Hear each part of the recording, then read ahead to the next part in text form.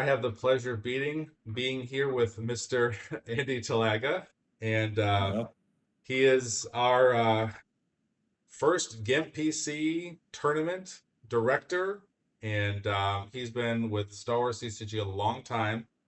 I think he can introduce himself better than I could. So, Andy, tell us, a little bit about your career. You've been Star Wars. How long did you start at Premiere, or like when did you first get into this? I started right before A New Hope came out, so February of 1996. Um, I was 13 years old. I got two Premier Blackboard starter decks. I pulled a Tarkin and a bunch of other junk.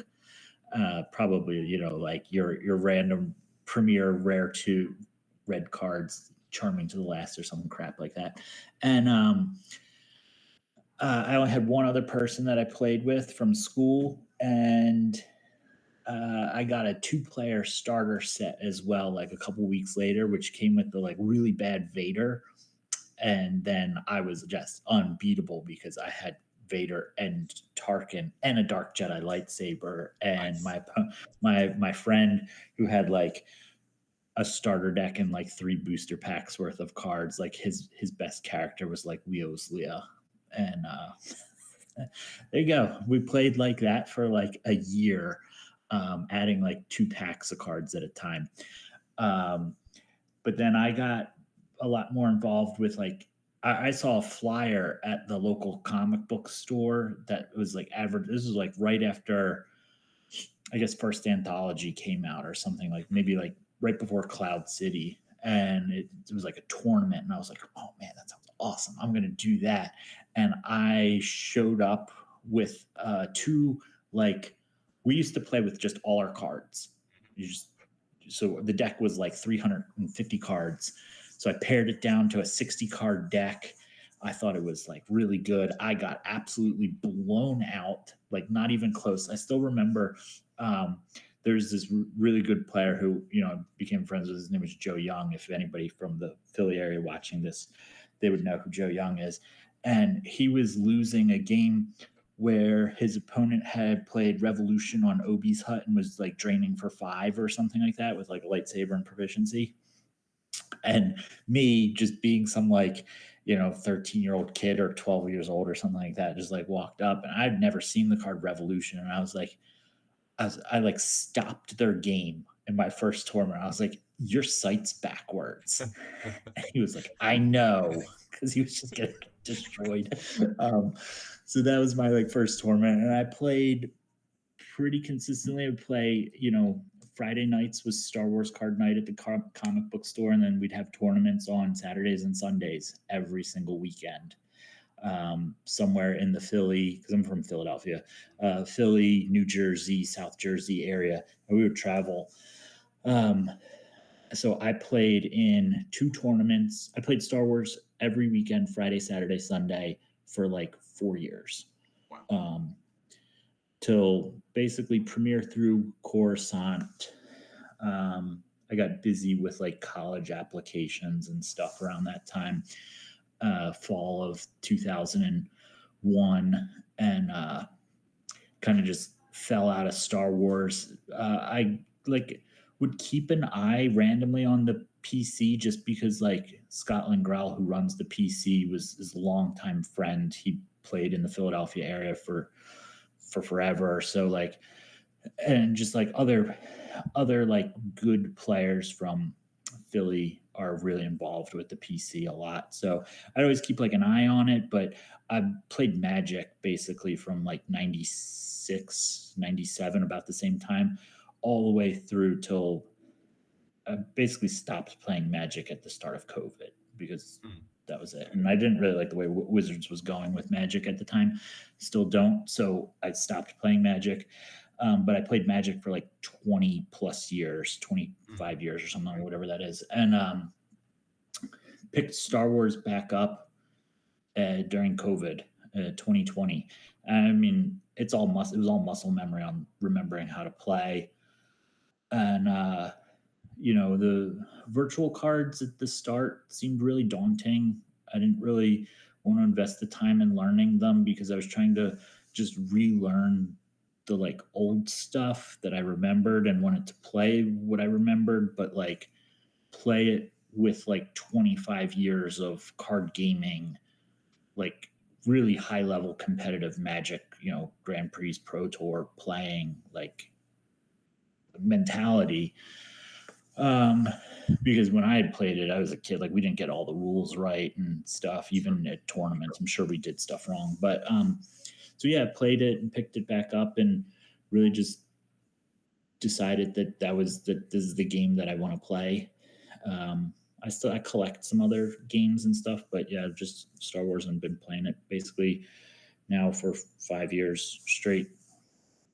It's a lot of fun.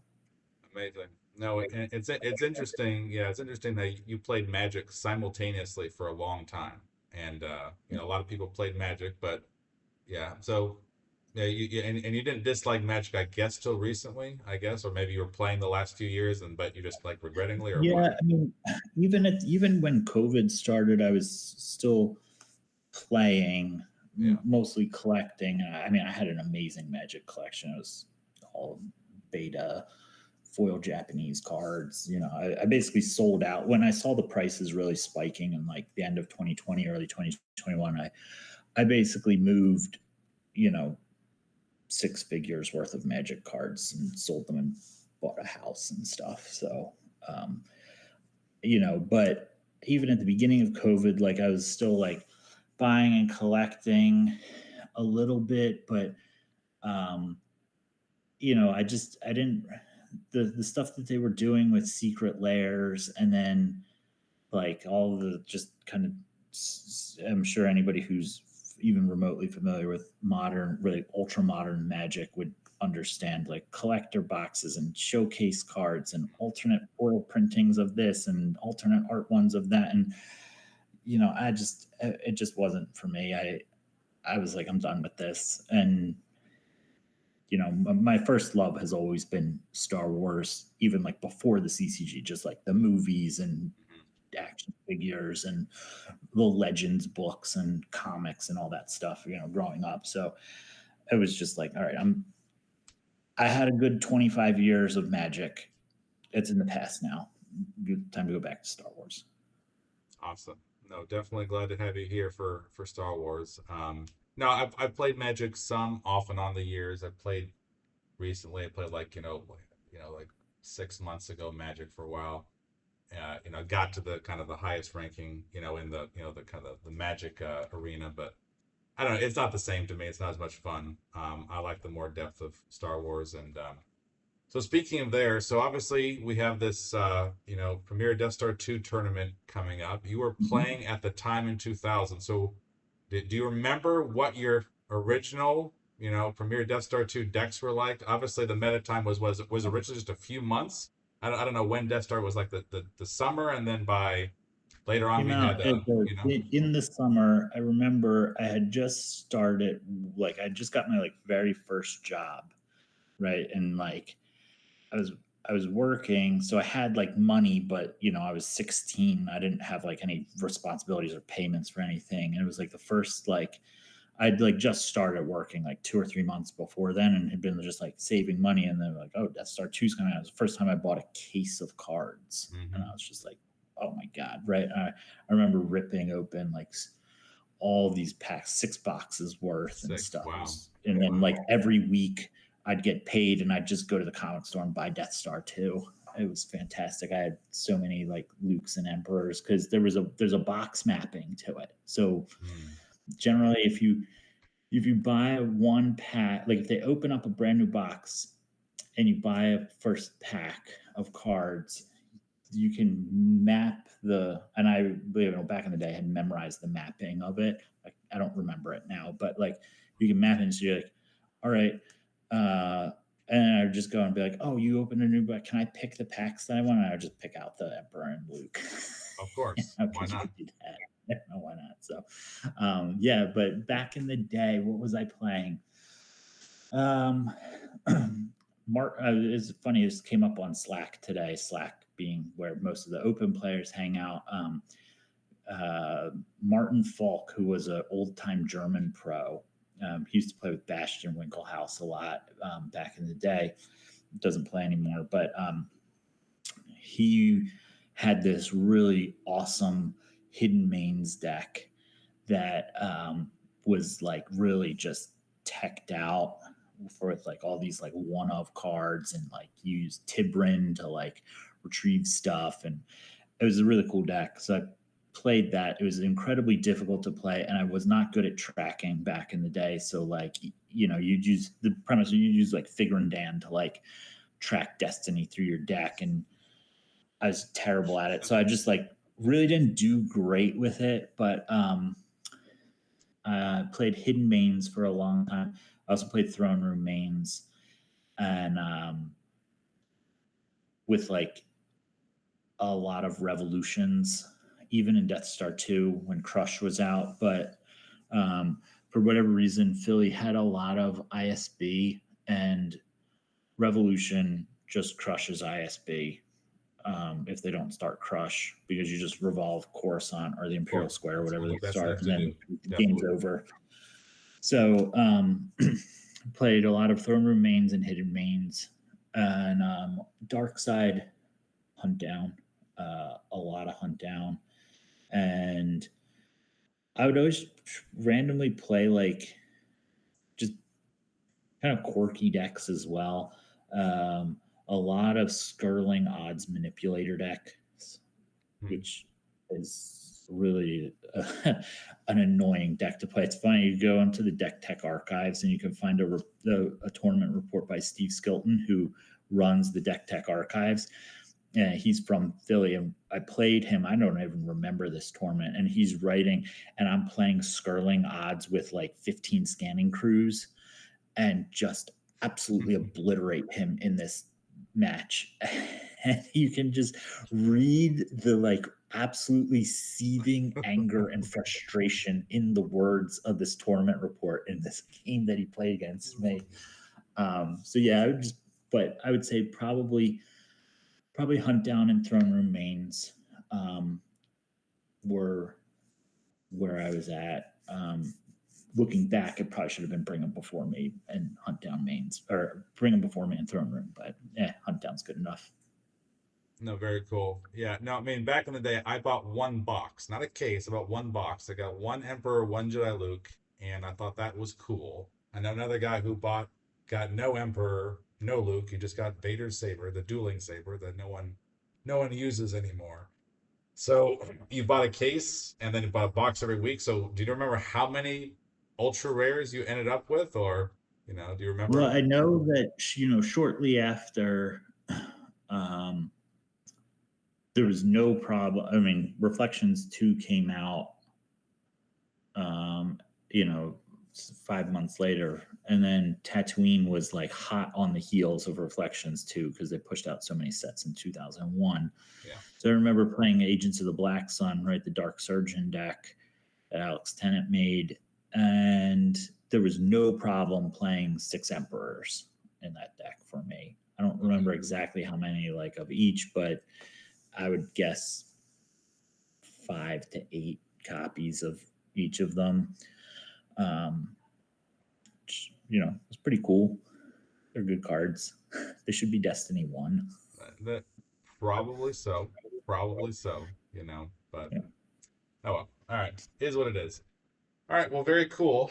Well, with that, I think, well, let's get started with the main topic here. So today I want to talk a little bit of kind of metagaming to build on like a previous topic. So kind of let me share my screen a little bit here, All right. and then we'll use that as a vantage point. So let's do entire screen. And let's get started here. So I'm gonna go back and forth potential a little bit, but you had a meeting, another video with Board Matt. You're talking about the tier lists, and Yeah. so this was kind of roughly what you had the tier list. I didn't copy everything in time, but basically, Ralops you put at the top here, which I agree with. And Yeah. so I really love to talk about. Okay, well, if Ralops is the kind of the top tier dark side deck, what should you be playing with if you have a very high, anticipation your opponent's going to be playing Robs. Like we're not going to just, give up, right? What should light Yeah. side be playing? And So if you yeah, yeah, Yeah, if you know for certain your opponent's going to play ROPS, and I guess there's really like, let's say, three flavors of ROPS, although two of them are a little bit closer. Right. There's Trooper ROPS, where you're playing like a bunch of tactical supports and you play all the like 2 for 2s, then Trooper Assault, Trooper Assault, and you play like a bunch of like Death Star troopers that all had a battle destiny together, and the speeder bike guys. There's this deck, right? Absolutely. It's a good deck. It's very focused on hoping your opponent comes to Raltier to try to flip you back, because the backside of Raltier is just absolutely insane. Yeah. Yeah, all those guys. Yeah. And Sergeant Wallen, so you can deploy him for free, True. and Yep. whatever else. You know, there's several of them, right? Correct. Absolutely. And you know, the backside of ROPS is just crazy, right? Absolutely. It's just like Yeah, I mean, Dark Deal 44 says near broken. I agree with that. Is it absolutely broken? No, but it's really hard to flip. The odds are against you. You have to control two locations. I think you mentioned on Yeah. Discord, you could put clouds there, but it's hard. Like if you add sites there, then it's rough on you, right? It's hard because Yeah, Rebels are the best ROPS is, cards. Yes. Yeah. yeah, ROPS is tops. That was the saying back in the day. You know, ROPS doesn't need 4 just very good abilities on the back. Force trigger -1, deploy +2, add X to battle destinies, and tutor for anything you want. And then make it hard to flip back. Probably only needs 2 of the 4, and it would still probably be good.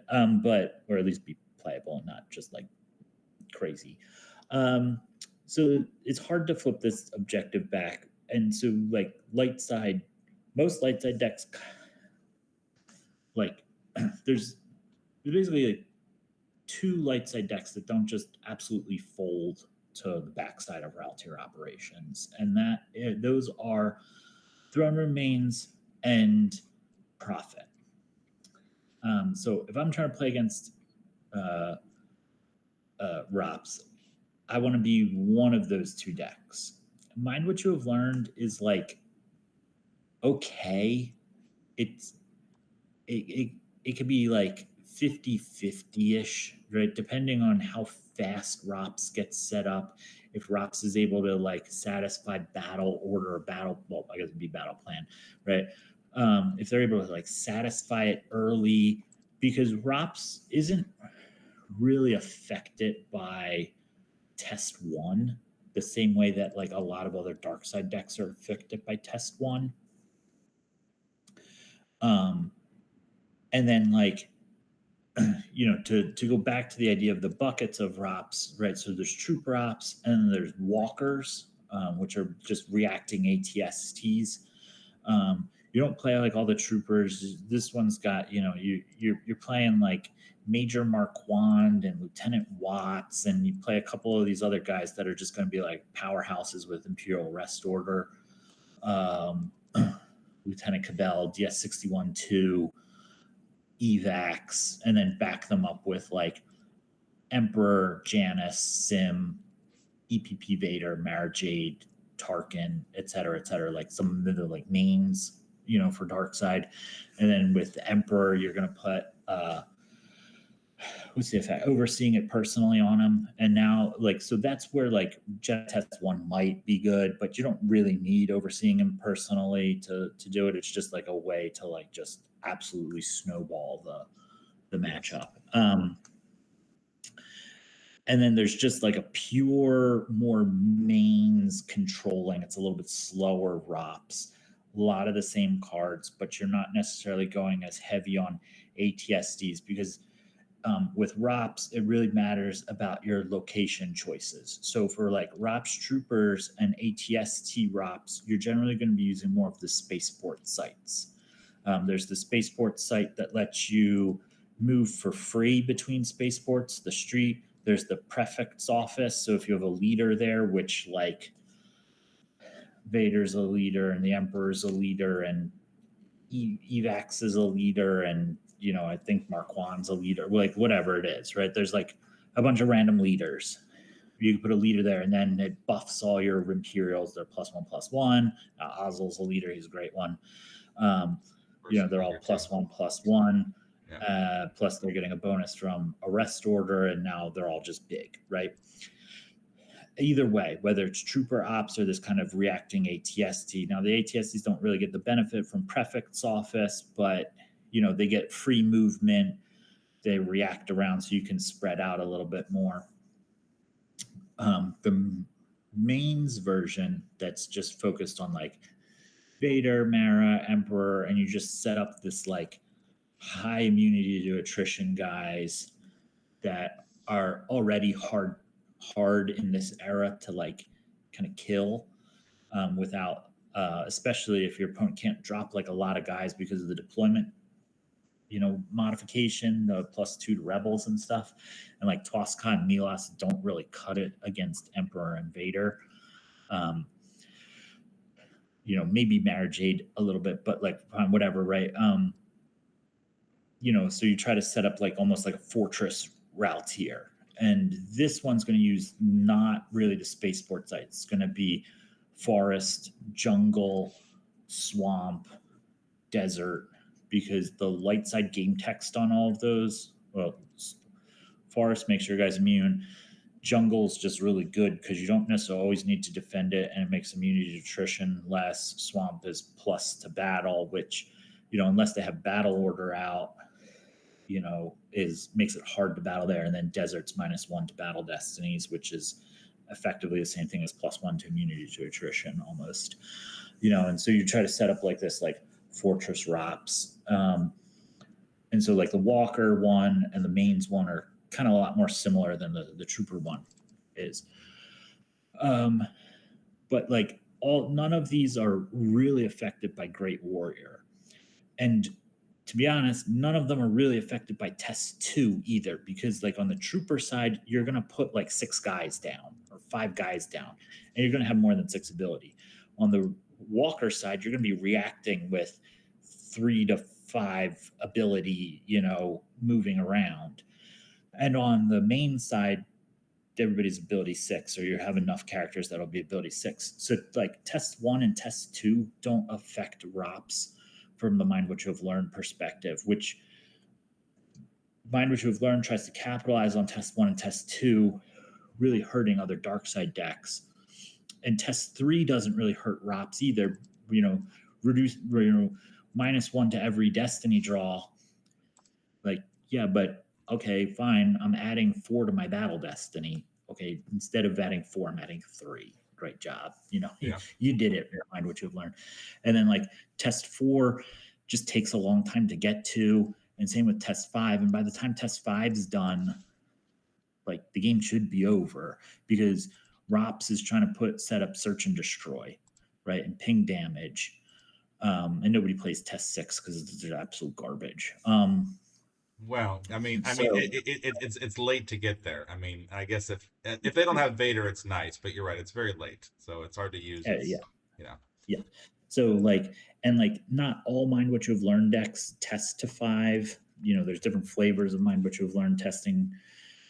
Most of them are doing 1, 1 and 2, 1, 2 and 3, or all the way to 5. But you're gonna do search and destroy, and so like between your so if you can set up and satisfy battle order and start draining for like 4 or 5 a turn plus search and destroy, it's really hard for Mind What You Have Learned to come back at it. Most of the other light side decks are just garbage, so it doesn't even matter. We're really like, when you get to the tier list for light side, they're all like D tier except for like 2. So if I know my opponent's going to play ROPS, Yes. I want to be on either Throne Remains or Prophet, for slightly different reasons. Okay. So Prophet's the easier one to talk about because it's a much more straightforward game plan. Your game plan with Prophet is free Han, and then you don't really care about the -1 force drain from ROPS, because that's not how you win that game. You win that game through ping damage. So every turn they're going to be taking 4 damage, 3 or 4 damage from your guys being on battlegrounds. And then Prophet is at its heart and probably the best order to engage deck. Um, and so you're trying to play order to engage with barriers and clash and dodge and Yoda's Gimmer stick, and like you're just a solid mains and toys deck that's going to push through damage against ROPS, not be afraid of the -1 to drain.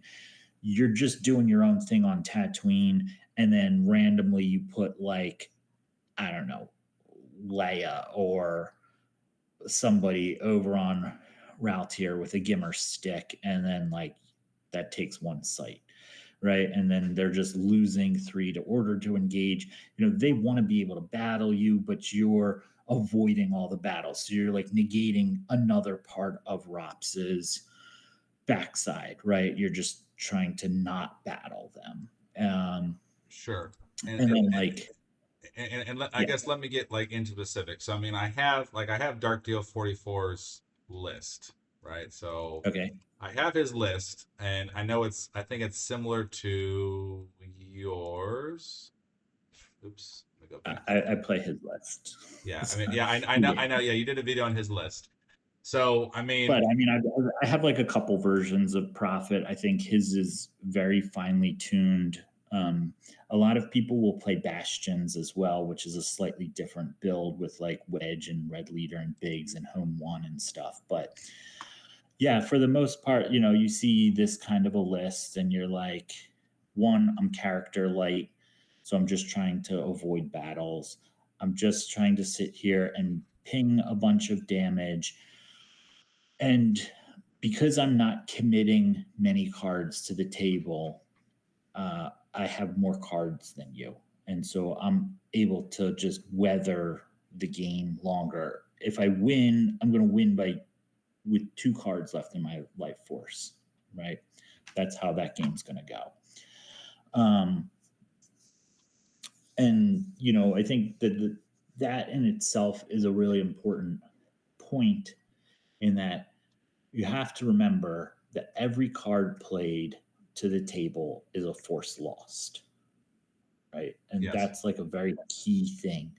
ROPS puts a lot of cards on the table, right? They put a lot of sites, they put a lot of effects, they put a lot of characters to those sites, then they put more characters to your sites, and like suddenly by turn 5, ROPS has 24 cards left in their life force. And a Prophet deck on turn 5 is going to have 41 cards, and you're up 16 cards on them or something like that, right? And then all you're trying to do is go like ping you for 3, lose 3 to order to engage, move away from your guys, don't battle. Your turn. Okay, you drain me for 4. All right, my turn. You lose 4, lose 3 more to order to engage, like don't battle, move away, avoid you at all costs, like, and it's just like this grind. It's like a really super grindy game, right, which not many people, or there's not a lot of people that enjoy like just grinding away for a 45-minute game where you win by 2 cards. Like personally, I hate those games. I right, just want to win a game by 45 force sure. because your deck didn't do anything. Um, but yeah, so like that's kind of your plan with Prophet, whether it's Dark Deal 44 style Prophet, whether it's Bastion's Prophet that he has, which his is in the sample decks, I believe. Well, are you sure? But I have his anyway. It's fine. Maybe it was added, but I do have his as well. So I do have Mr. Winklehouse. Yeah, he had this one 3 years ago. So Yeah.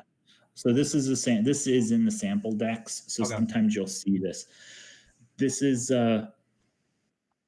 different. Obviously, you can tell there's a lot more characters in this type of deck. So it's trying to do a little bit more. Um, in terms of like committing things. This is a little bit more battle focused, which on the one hand is a detriment to ROPS, but two, this has a lot more other just good anti-ROPS cards in it. Namely, projection of a Skywalkers, you can shut off 2 of their sights. ROPS doesn't really do force strain bonuses outside of either like a lightsaber, which like fine, whatever. They can just move the lightsaber away and get a force strain bonus at another site, or overseeing it personally, which not every ROPS deck plays. So that shuts off 2 sites. You also get what's the one the next to I know I always forget the cards names. I have a very bad feeling about this or whatever. Yeah, that card. So this one is specifically good against ROPS troopers. So if they deploy 4 or more characters to the same location, none of those characters can battle. So it's one, it feeds into your order to engage plan of like preventing a battle, but 2, like if your opponent just drops 4 troopers on you with the anticipation that they're going to be power 29 after trooper assault, you just like, none of those guys are participating in this battle. I'm going to move away. And now you've committed all these guys to this site. Fine, you can have that site and drain me for 1. Now you have to spend 5 force to move all your guys around. They're on a spaceport site, so they can move for free. But you know what I mean? Like they can like, you've got to like rearrange all your guys and move them and chase me now. Narrow escape fits that bill as well. And then you have an edge loop going in here. So you have 2 edges. You track down to, you use your how did we get into this mess, or some used 5 like were you looking for me, or we're doomed, or something like that, or your narrow escape that we just talked about. And you set up where you're going to have a 5 or a 6, a Jedi Luke, a run Luke run, whatever it is. You edge, right? You set up 2 destinies. You edge, you retrieve like 5 force. You edge again, retrieving your edge plus like 4 more force. And you use how did we get into this mess the next turn to draw back into your edges. And you can sit there and edge and edge and edge and edge and edge and edge. And just like, if you're profit and you're just like, okay, lose 3, move all my guys away. Edge, retrieve 5. You didn't do technically any damage to me. You drained me for 4 or 5, but I just retrieve it all that next turn. So you have an edge loop going, and then against ATSTs, you have under attack, and you can just crash one of their ATSTs. And then because it's used and you have how did we get into this mess, you can just mess right back in and under attack every single turn. And that card's just really good against ATSTs. Kind of hard to do against Blizzard 2 and Tempest 1. To crash a walker, you probably need Concussion Grenade, and since that card's not playable even in the least, you're going to have a hard time doing that,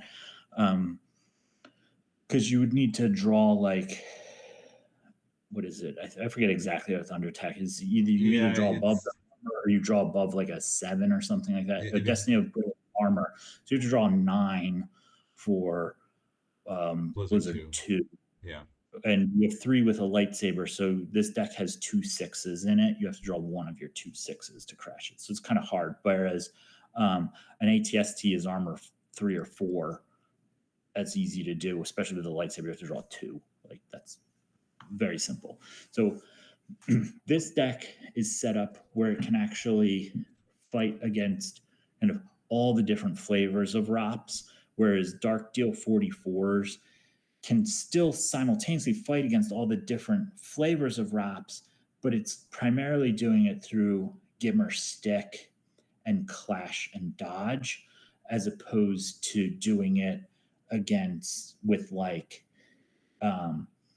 edge loops and the I have a very bad feeling about this, and under attack, and looping all of those used interrupts through how do we get into this mess. So both of these decks are good against all the different types of ROPS while still being good against other decks, which makes Profit like very resilient to ROPS decks. Now, if ROPS Sorry, this deck, Bastion's deck, also, unlike Dark Deal 44's, does have a space package in home one, so it can fulfill battle plan if it needs to. You're probably never draining because they're either setting up Imperial Decree to shut off your 2 lightsaber drains, and then your -1 from Raltier. But battle plan, it is a way to fight them in space. It has a high immunity to attrition, especially since you get Akbar on there. Yes, ROPS could just be like +4, +5 to their battle destiny, but you're going to be immune to less than 10. Which, even at adding 4, it's still kind of hard to beat that. They really have to get like Forlom with Zuckuss or Bosk and Houndstooth with another ship to beat your ship. And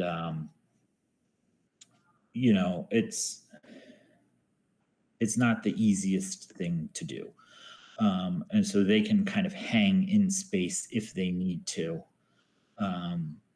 as a way to like satisfy battle plan, or just like be in space to effectively block a drain somewhere.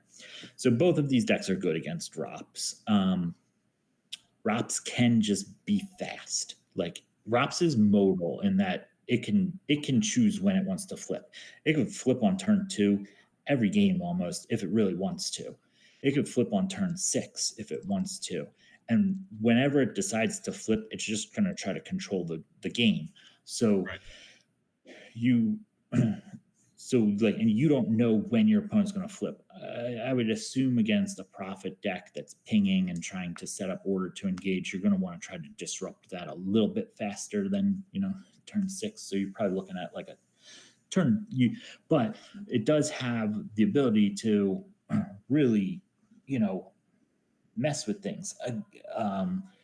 Is a mains deck, so like they can fight, right? That's the purpose of mains, is mains fights. And so like you're really just trying to set up a way to not get absolutely crushed. So you want to maybe flip on turn 3 or something, where you have enough, you've drawn a few extra cards, you have enough things, enough resources that you're going to be able to defend Raltier better.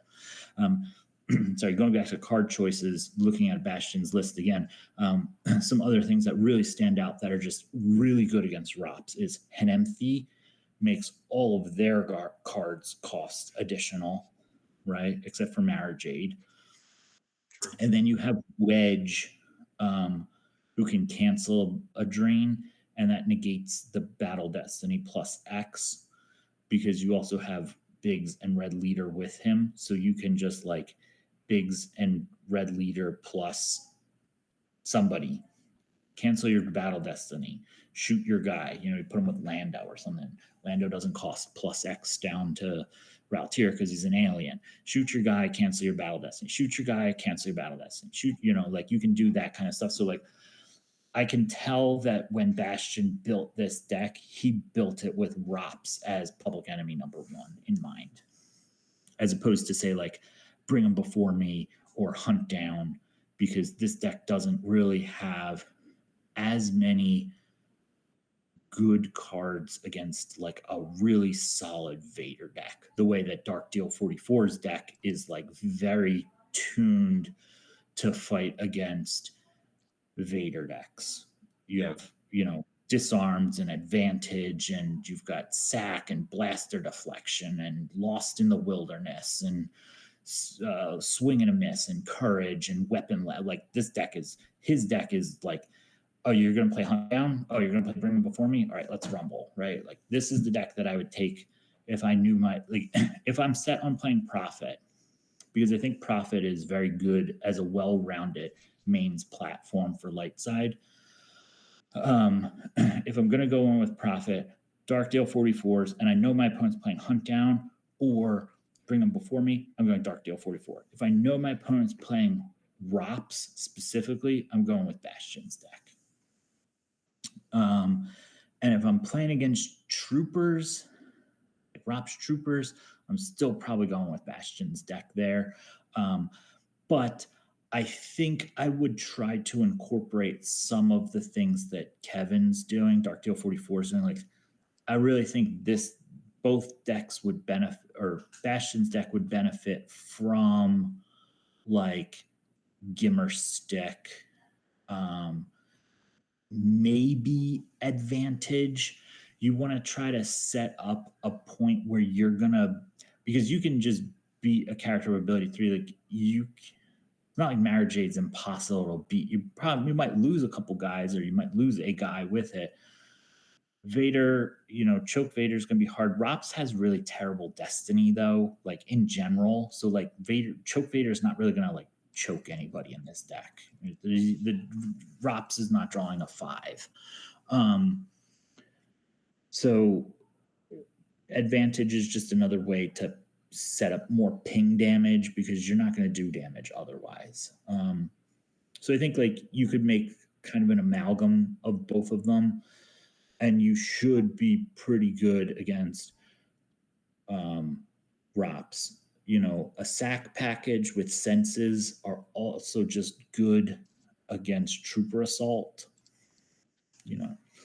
3 grabbers plus 3 senses is pretty good against Trooper Assault, as well as Fallen Portal. You set up where they're going to battle you at the Spaceport Docking Bay on Raltier, and you can just, his deck specifically has fairly high destiny. You're likely to draw a 3 or a 4, in which case you can just blow out 2 of their troopers, ones that are adding battle destinies, or Barrett who's going to subtract from yours, or whatever it is that you need. You can just kind of like kill their guys. So Prophet's an excellent choice. Throne Room Mains is also. Can I pause you real quick? So let's say someone takes your advice. They think their opponent's playing Rops. They play some kind of version of amalgam of some kind of Prophet package. If they doing their best to package, what's your off the cuff feeling like? What percentage chance do you think Prophet has against generic Rops? I know there's 3 different types, generally speaking. Yeah. What percentage do you think it would be, generally speaking?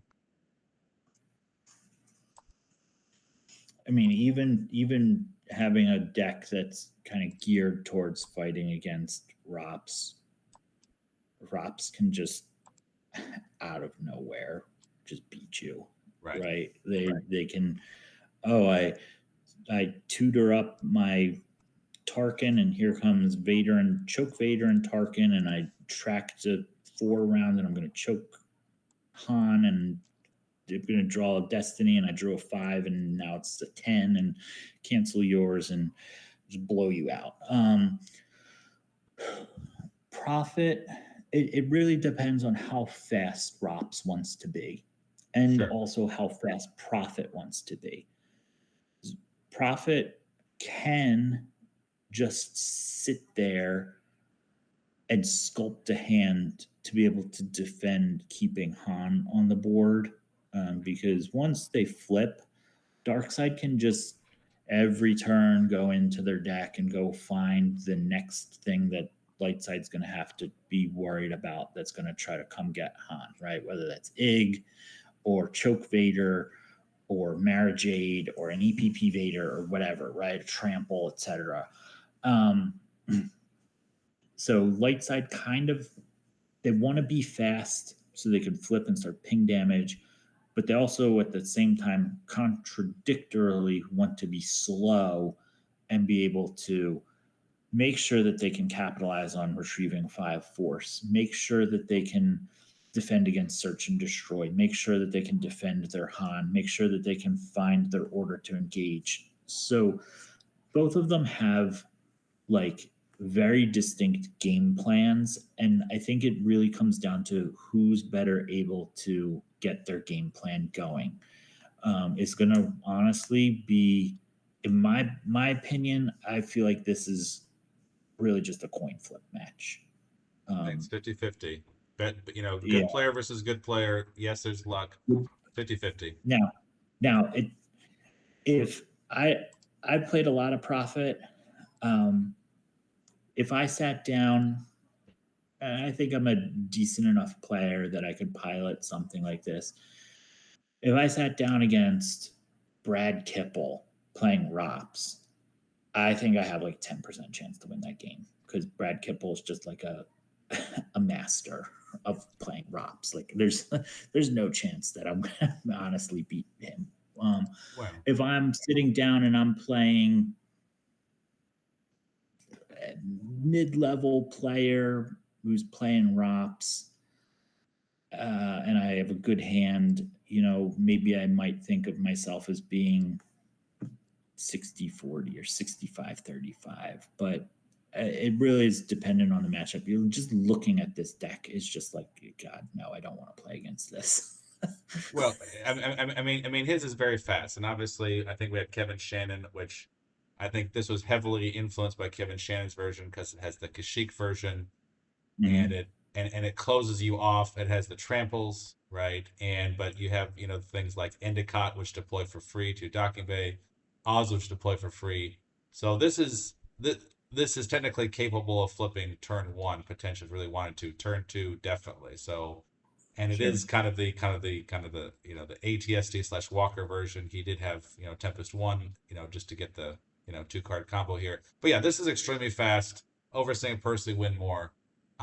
If someone's playing, Brad Kipple's version or something like it, and if they have a good hand, you're in trouble, right? You're losing force. Yeah, You know, I agree.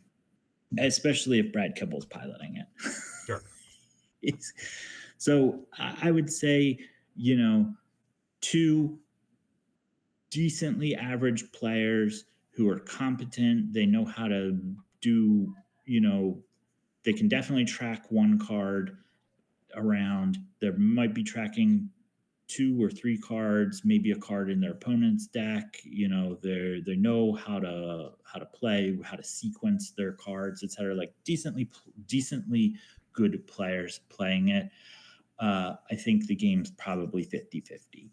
And then plus minus percentages on skill level up and down from there would be where I would go with that.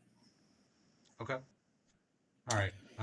I did have one question. There was one piece of tech that I think Matthew Fent used. He did like the Rogue One, right? Rogue One, Rogue Three, right? And Okay. and the idea behind this was put Wedge and another pilot inside of here at Raltier. That way you can't be trampled, right?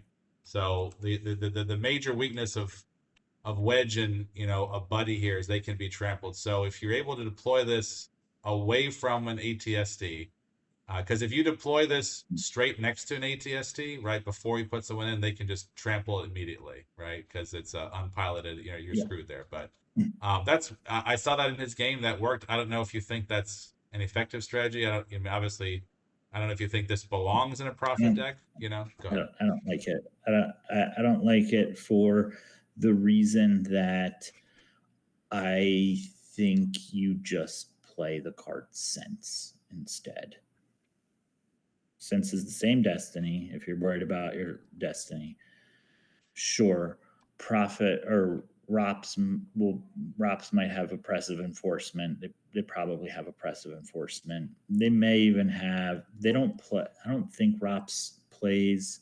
There is no try because Rops usually plays its own copies of Alter, because they want to alter.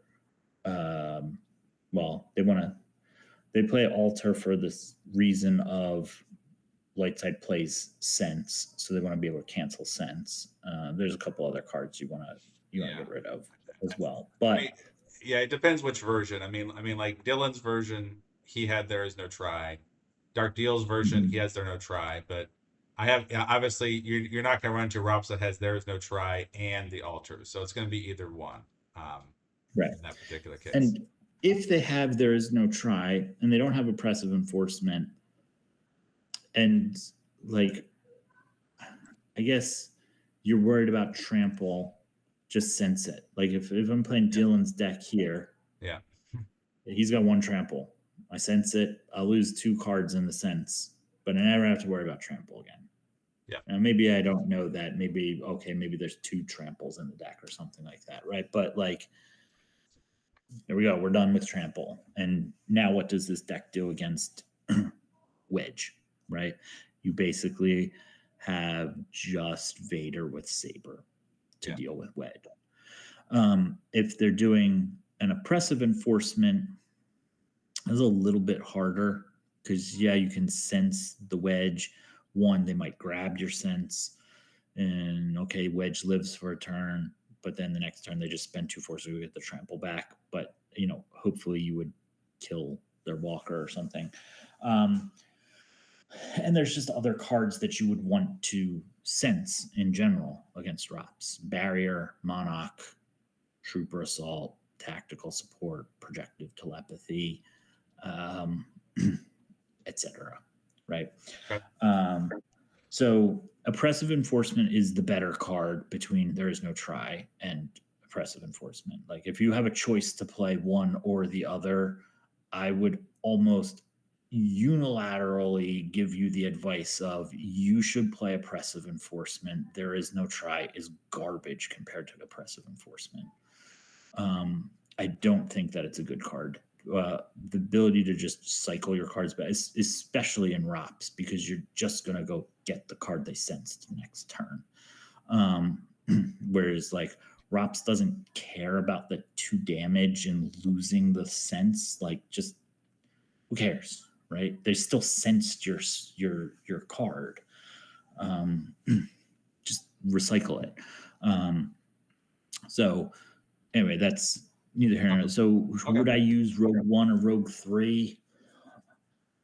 Well, ROPS is going to crack their immunity to attrition unless you're, you know, as Rogue One's immunity to attrition, unless you're putting Wedge in it. And I guess that's the point, is that you would put Wedge in, but The whole point is you would not deploy this until you have Wedge and a buddy, right? And it could be any Wedge and a pilot buddy, except and it for has to Cal be Fell, but not yeah. at a, and it has to be not at a site where they already have a walker. Correct. Yeah, correct. So Unless you have if a you're sense not too, going to but put yeah, yeah. But at which point, why not just not play Rogue One and just have the sense, right? Which Well, was my point. well, yeah, I get. Yeah, if you are playing what I guess, well, we can talk about it here. But if you have a deck where you have a ton of senses, correct, or a version you have, several senses, you always have a sense in hand. Yeah, I guess you could. But like this deck is not going to play Wedge, right? So this deck wants to be as low to the ground as possible, because this deck is not trying to, it's going to spread out enough to get ping damage going, but it doesn't want to be on so many sites, because if Darkseid's able to just go like guy, cover all your sites, battle, you're now going to have to figure out where it is that you're going to try to avoid your battle, if that makes sense. Whereas Bastion's deck is like not as low to the ground. There's way more characters you're trying to fight with this deck. This deck is very much a fight deck. You have a lot of cards that are good, like lightsaber proficiency has absolutely no place in a deck that's going to be trying to not fight. Drain +1 is like irrelevant to the fact that you're going to ping for 4 or 5 a turn. Adding 1 extra isn't really changing the math. It's not a huge break point. So, like, this deck just wants to, how do we get into this mess? Cycle through, pull all these characters out, and just go balls to the wall. Chewie with 3PO, with Han, Lando somewhere else, fight in space, fight on the ground, fight with the, like, this deck is fight all the time. So there's 2 just completely different philosophies on profit here. And like for this, like, I don't know that you would really, I mean, you could have sense in here. I mean, Rogue One, Rogue 3, I wouldn't play it. It's not the worst idea. If I'm playing Rogue One or Rogue 3 with the very sole specific intention to put Wedge and a guy on it to go fight Rops, I'd just rather play Chewie's ATST.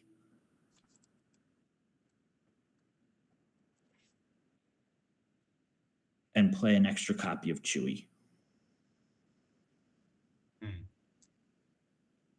And you like this just because you get immunity to attrition here, but you're not canceling a Battle Destiny.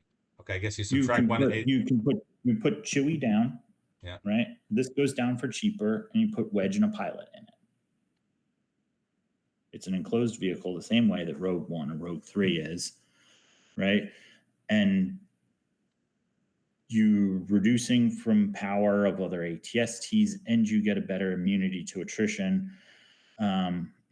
You can put Chewie in as the pilot; it doesn't really matter, right? As long as Wedge is with a Red or Rogue Squadron pilot.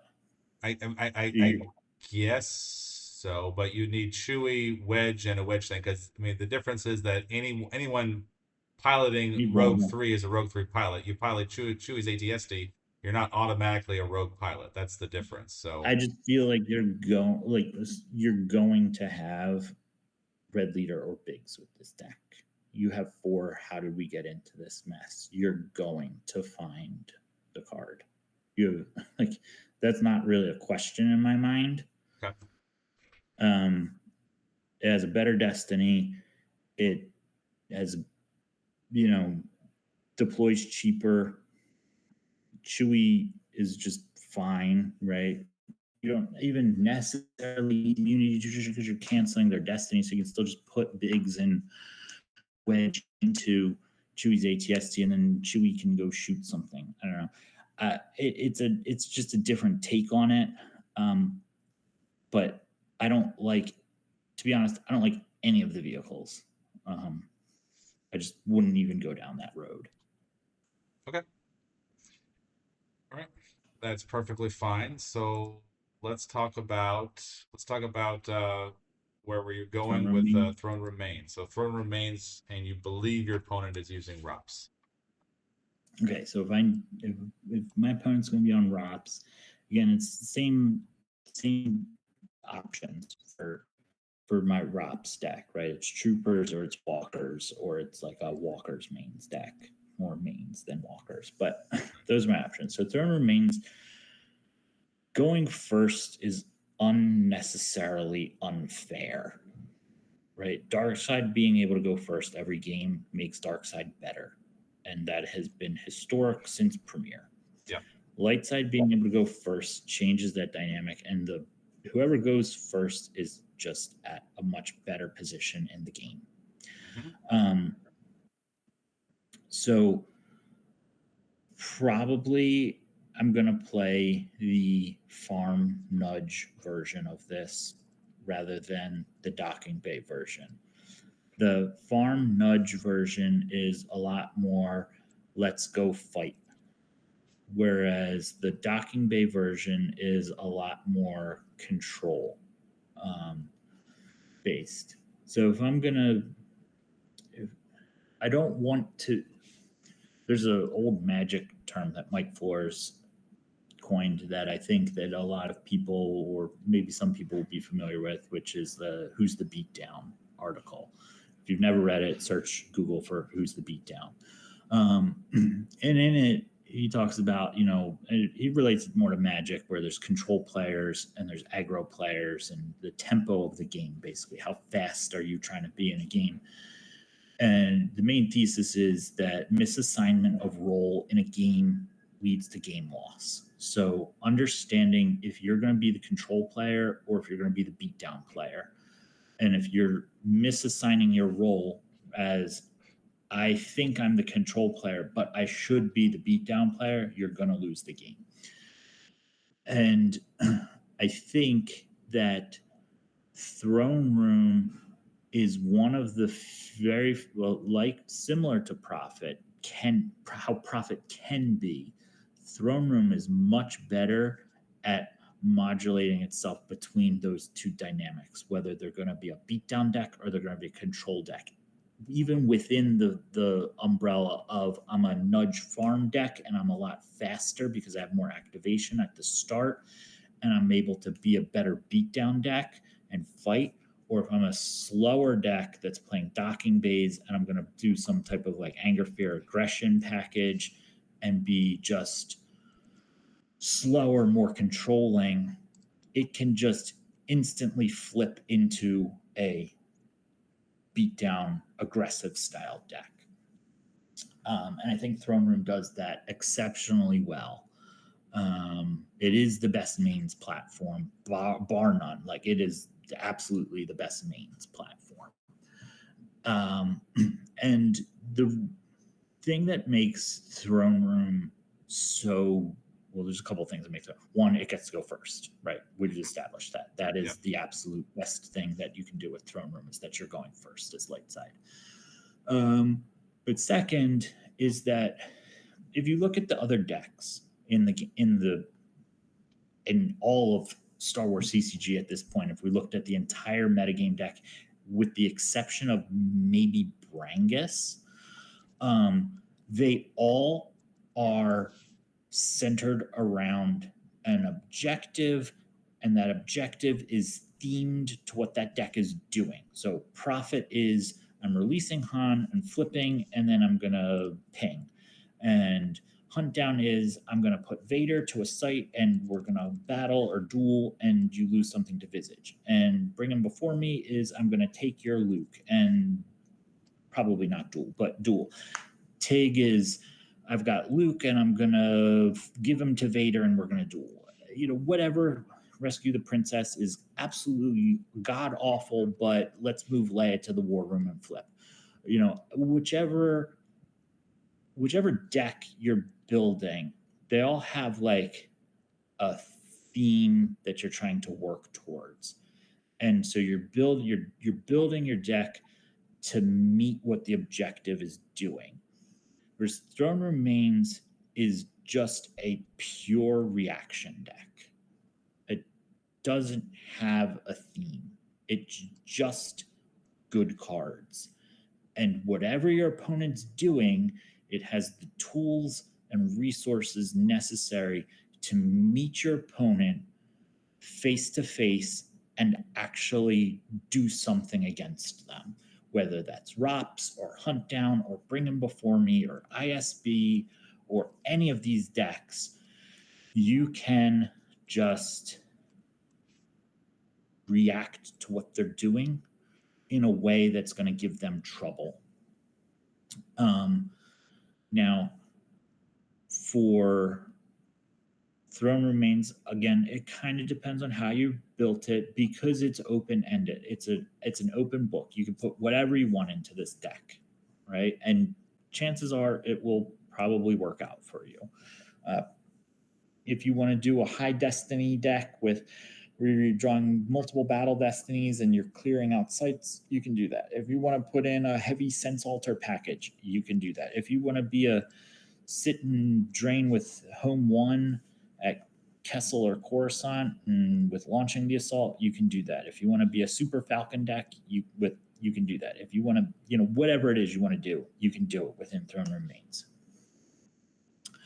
And so for ROPS, right, Throne Remains going first gives them a resource advantage over you. ROPS is going to pull out a couple of sites, and so then on turn 2, Lightside has even more resources. And then a big part of Throne Room is probably the first couple of turns, you're drawing cards, sculpting a hand, because you're really looking for your 2-0 sites, your Obi's huts and Yoda's huts and all that kind of junk, right? And so, like, you're denying your opponent force, you're choking them a little bit with the nudges, you're accelerating your game plan. And so really what Throne Remains is ultimately doing is managing the velocity and tempo of the game, right? And the velocity is how many cards can I see? How much activation can I pull down? How many cards can I draw into my hand? How many groupings of mains can I get together that can go and fight a deck, right? Like Obi can take a site, Luke can take a site, Han and Leia or Han and Chewie can take a site, right? And I can back them up with other miscellaneous characters that are a little bit easier to get down to routes here, like Tosca or Milas. At this point in the game, nobody's playing Boshek, but I mean, if you really are like, my opponent's playing Rops, you might play Boshek just because he's an alien and he draws Destiny, but he's pretty terrible. I don't recommend Boshek. Really, Baron Burrs, yeah, another one, great. Or Marco is great against Rops. He's expensive, but he's good. Et cetera, et cetera. There's like lots of these, and you can just kind of gain a foothold on routes here. You can definitely take a site. You can probably take 2 sites and flip them back. And then you can just solidly hold 2 sites. And route here ops, as long as it's on the 0 side, doesn't do anything. It's pretty bad. It's a bunch of 2/2 Imperials. And you're like, all right, I got Jedi Luke. What are you doing against him? With Captain Endicott or whatever the hell that guy's name is, right? Like, this guy's not doing anything. Yeah, sure, Lieutenant. Like, this guy's not doing anything against any of those light side characters except maybe Boshek. And so there's like that side of it, right? I'm just gonna go fight you where you're at, right? I might lose a bunch of guys, but I can fight you. One way that you could, like, again, if you're really going heavy, like, your opponent's playing Rops, I would probably borrow some of the stuff that Bastion was doing. Under Attack for sure would be in that deck. This deck would be heavy Sense Alter, because I want to make sure that any type of barriers, like the worst feeling in the world is spending 10 force to play Jedi Knight Luke and he gets barriered, right?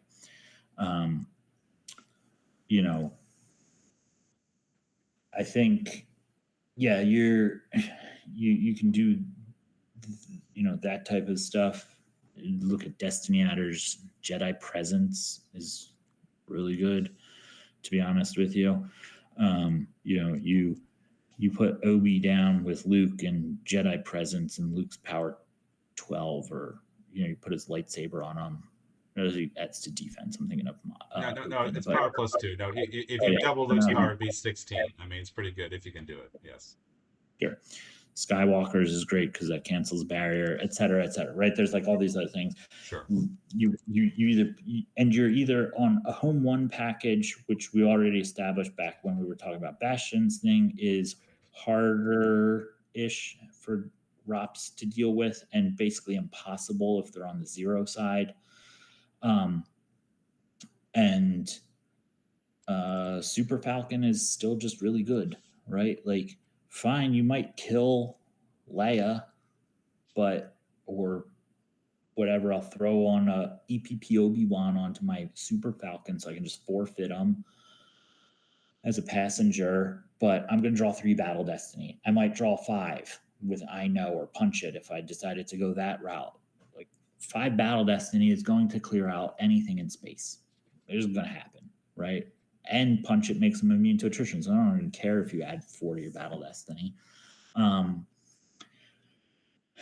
All of these things like live within Throne Remains, and you could just build it however you want, and it's still going to be good, because Throne Remains at its heart is I was going to say like a resource management, but it's not really. It's like just like the best version of an activation platform, assuming you're able to, not just draw 17 red cards in the first 2 turns of the game, which, I mean, it could happen. Variance happens as well. But yeah, I think that there's a lot of good stuff going on with Rops. You're able to actually attack back into them. And like I said, it could hurt. It could really hurt, when they come at you. But if I look at this deck, Hayes's deck from the charity event or whatever it was that was held, like, I mean, you play Revel. A lot of times, Rops isn't going to defend Raltier's system initially, because like they don't really need to at the start. But you could play Revolution on it. You could play Tantive there. You can go to space at Routier a lot easier with this deck. Obviously you have to draw them, but you get the tempo advantage of going first and drawing more cards. You've got signals to go find them. You start by activating 5 force. I mean, this deck generates a ton of force. Look how many sites are in this deck, right? And so, like, yeah, you can just signal for Revolution and Revolution Routier on turn 1. And, like, okay, your opponent activates 2 force. And then and they pull a site, and then you pull your other nudge. And then on their turn, they just activate 2 force again. And meanwhile, you're activating 5, 7, 9 force, something like that. And then because they can't set up, you play Jedi Knight Luke to whatever site, doesn't matter. Put them to the jungle. You don't need the force drain. You just need to stop them from ever flipping. And you just choke them out with this deck. And then anytime they try to do anything, you just sense your card. Even if it goes to the used pile, they're only activating 2. They're not flipped. It's going to take them 40 turns to go find that card again. And then you set up an order to engage with Clash, or you like doom stack a site and you just move your doom stack in front of their guys, and like, what are they going to do? Battle into your 20 power plus 3 battle destiny? Unlikely. All right, lose 3 force. How are they going to get to Routier? They got to kick you off Routier.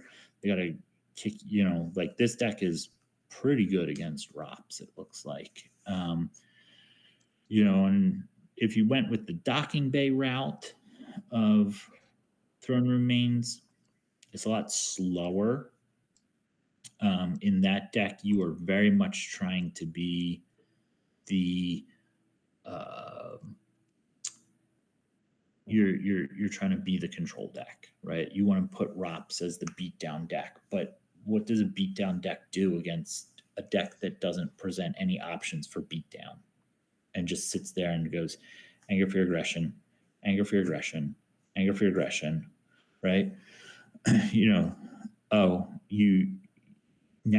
this deck perfectly illustrates, Kipple's deck here really illustrates what I was talking about, where like Throne Remains can just like flip the switch and suddenly it's the beatdown deck. It was control deck, control, and now I've got my Tatooine docking bay, Beggar, draw their fire. I mean, obviously, if you're playing this in person in real life, you play frozen assets, but like, right. Beggar, draw their fire, guy, battle, blow you out, lose 15 force. I just hit you with a bunch of anger for your aggressions all game. You've got, Routier has to put 1,000 cards onto the table. You've got 6 cards left in your deck.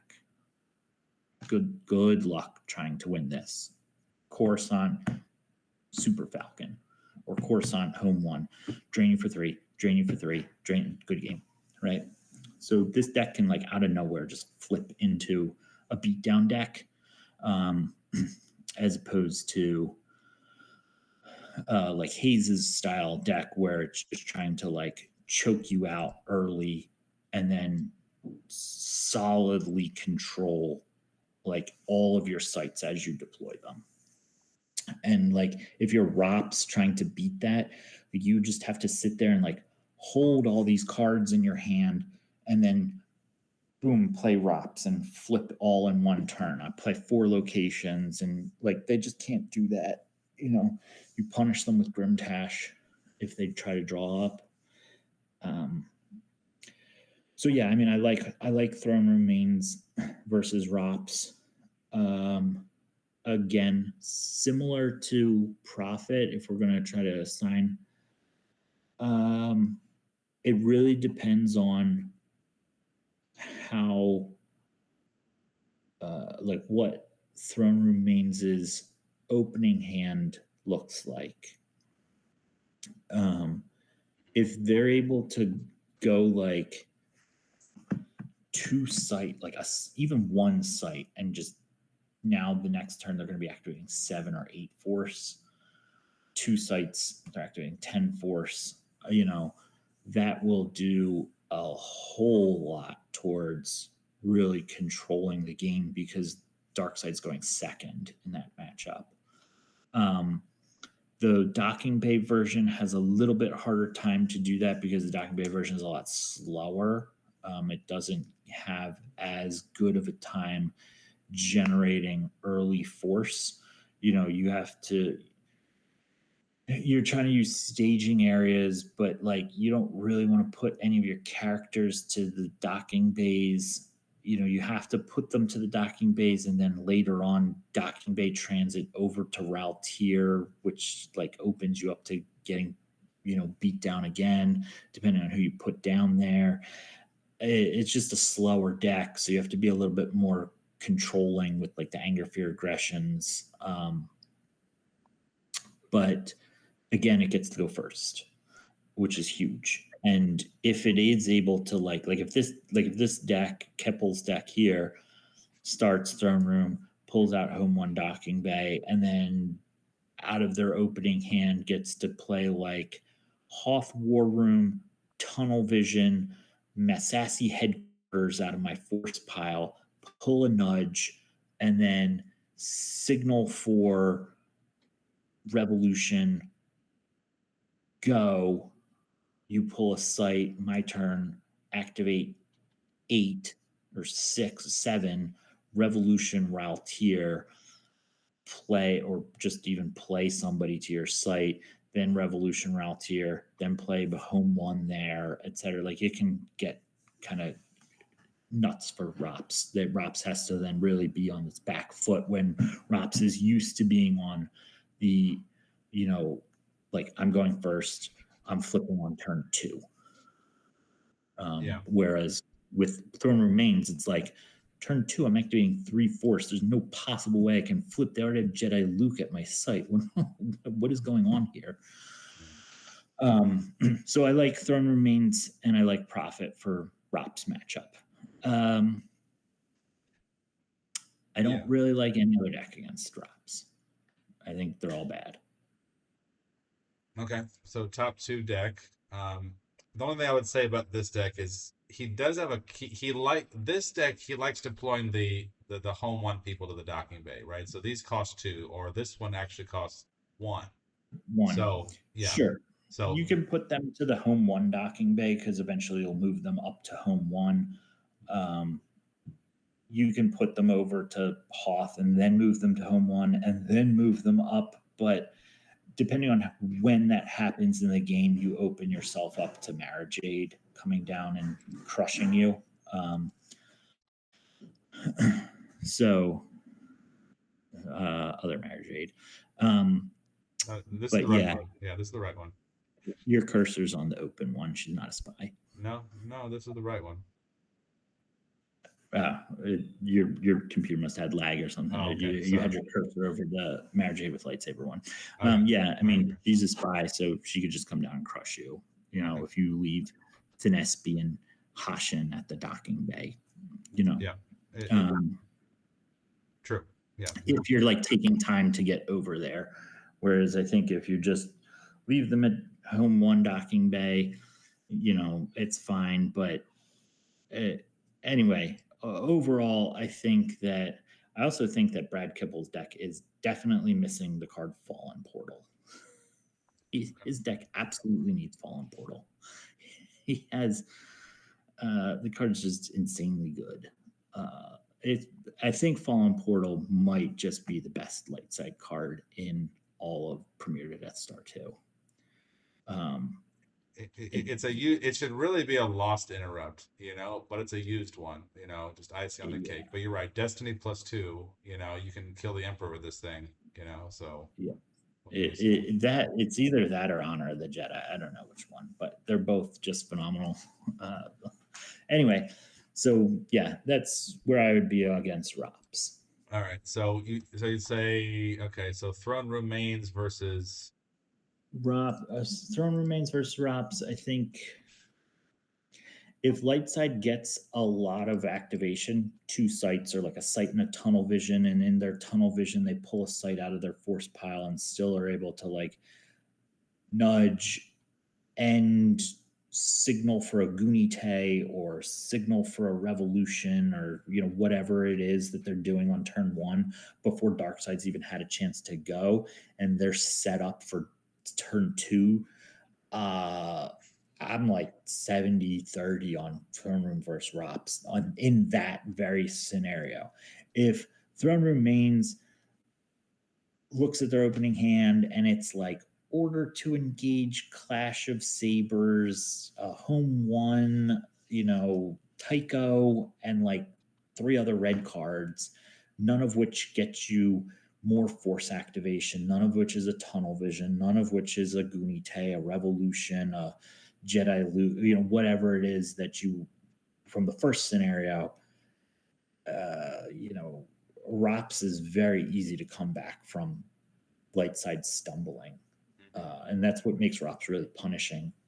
So if that's the case, I might swing it even the opposite. It might be like a 60-40 Rops or 70-30 Rops. Like it's very hand dependent. Um, Okay. I never think it's just a coin. I don't think it's always just a coin flip. Um, I think one side is going to be favored. Um, and again, depending on skill of the player playing it, like I would love to see SWC player play Throne Remains versus Brad Kipple playing Rops. Like that'd Yeah. just be a phenomenal matchup. I mean, that might be a 50-50, right? Yeah. If I played Brad Kipple with Throne Remains versus Rops, Kipple's going to absolutely crush me. If I played Rops versus SWC player playing Throne Remains, he's going to crush me, right? Like they're both really good players. So, Sure. um, but I don't think it's a 50-50 matchup. I think it's going to be favored one way or the other. It just really depends on opening hands and how quickly light side can either get set up or stumble. Yeah, and I guess it depends. I mean, I think, a lot of these ROPs, like I guess maybe like the Trooper Assault version, you want Trooper Assault, right? So, I mean, according to the tournament reports, like, Hayes's, Hayes Hunter's deck, he beat all the ROP decks, back in 2009, basically. I think when 2021, I think he had to fight Bastion, and I guess he lost versus Brangus, but um, you know, to me, I mean, I agree. Like it's the common sentiment, I think, how do we get them this mess? Uh, said that like TRM's the best against it in his opinion. To me personally, I kind of feel like if you have equally skilled players, I guess it depends how you do it. I mean, if this one's like cover with senses, like you ain't react to anything, no trooper assaults, nothing, right? He has no grabbers here, so I don't know, but 50-50, okay, all right, high level, draw dependent, very well, Yep. okay. So, if perhaps it's a 50-50 high level, go back to this one. So the next option. So obviously if the dark side doesn't want a 50-50, right? So if you think your opponent's playing, let's say profit, I guess this first one, what should you play as the dark side if you think your opponent's playing profit, and how would you profit? You absolutely want to play Bring Him Before Me. Okay. All right. Let's talk about that. I would say I've played Kevin Bing's Dark Deal 44. Um, Yeah. him piloting Prophet. He and I have probably split our games. Um, when I was playing Bring Him Before Me, he knows his deck extremely well, and he knows how to maneuver through all of the matchups. Um, he, but I mean, Prophet. If you have, I don't know, less than 60 games of Prophet under your belt, I don't think you can possibly beat Bring 'em Before Me. This deck just absolutely annihilates Prophet. Like when I play, I have personally played probably well over 500 games of Death Star 2 Bring Him Before Me. Yeah. The deck that I just like absolutely cheer in my mind when I see the starting cards get played and they play Prophet, as long as it's not maybe Dr. Torch or Dark Deal 44. And even if it's Dark Deal 44, I feel like I'm probably going to go 50-50 against him. I love Kevin. He's a great guy. I hope he takes it with, a grain of salt, but if it's basically anybody other than those two people, I personally feel like I'm closing in on 100% to win this game. Okay. Like it's not even close. You start Mara, you turn one, play the Emperor to the AC, pull Force Lightning. If you have a second alien, go for it. I would recommend Dr. E. And to go a disarmed package. And I'm talking if you really think like I know my opponent's playing Prophet. Uh actually might start Jabba instead of Dr. E. Because Jabba is fully immune to attrition at the light side AC from the light side AC text. Dr. E is not that Jabba. That Jabba is absolutely garbage. But You don't like you don't like the 2 forfeit. You don't like the -1 deploy. Okay. All right. Very well. no, All right. absolutely not. Personally, I would probably do Dr. E with disarmed, but I could see a case where you would want to do Jabba. I don't play any of those guys in my regular Bring 'em Before Me deck, but I would just start Mara. You play Emperor. Um, again, if I know I'm playing against Prophet, I'm probably playing 6 copies of Young Fool in this deck. But this card absolutely destroys Prophet. It's like not even close. And then, so you pull your system, you pull a docking bay, you're going to activate so on turn 1, you're going to activate 5 force. You play the Emperor, you play Mara, you play the Saber, you leave one up for a barrier, or you play Janus.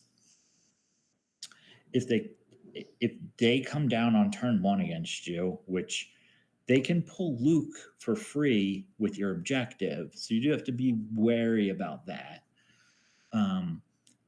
If they come down with like Ben and Luke, like they basically have turn 1 to not just lose the game, which is Ben, Luke, Gift of the Mentor. And if they don't have that, man, they're in for a really rough game.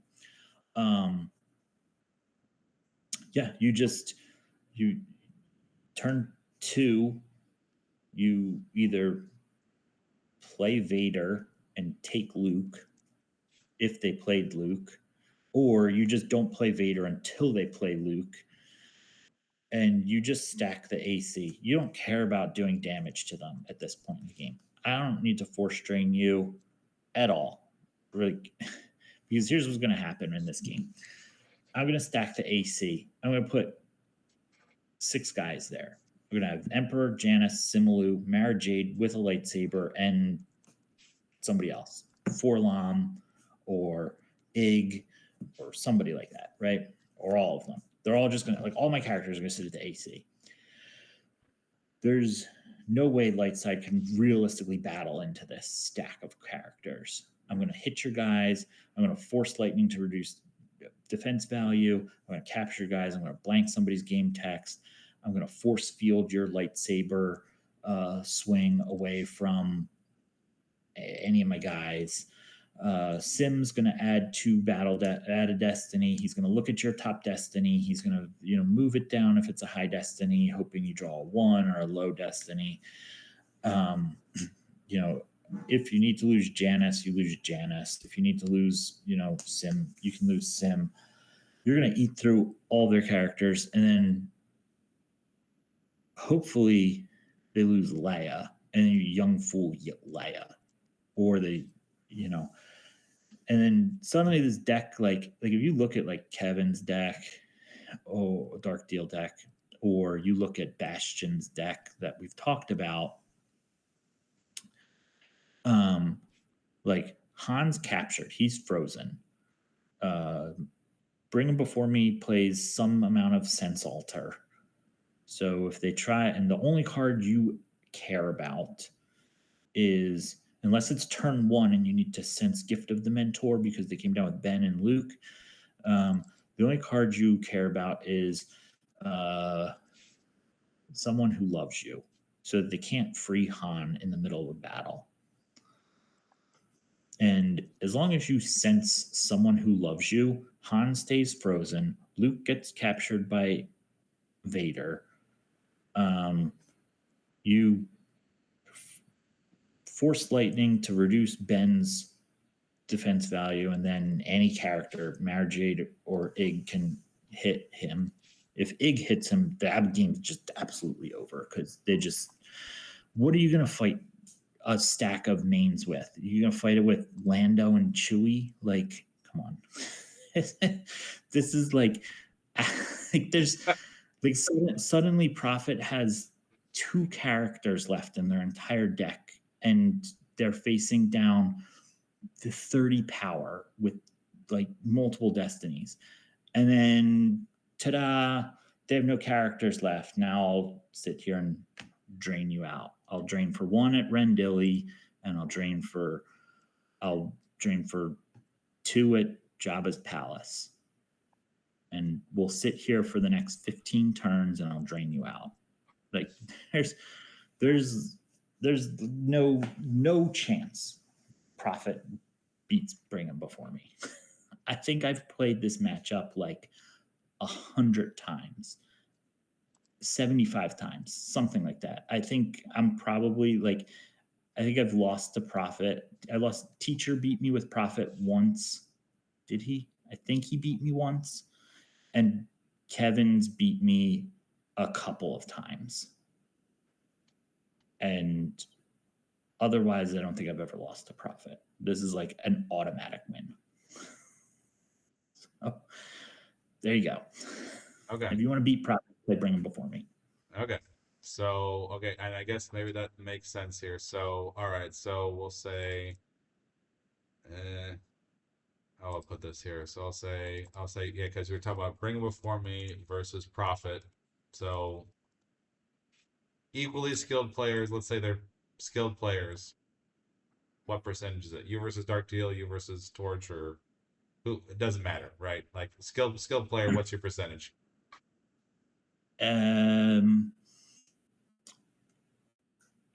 85-15. All right.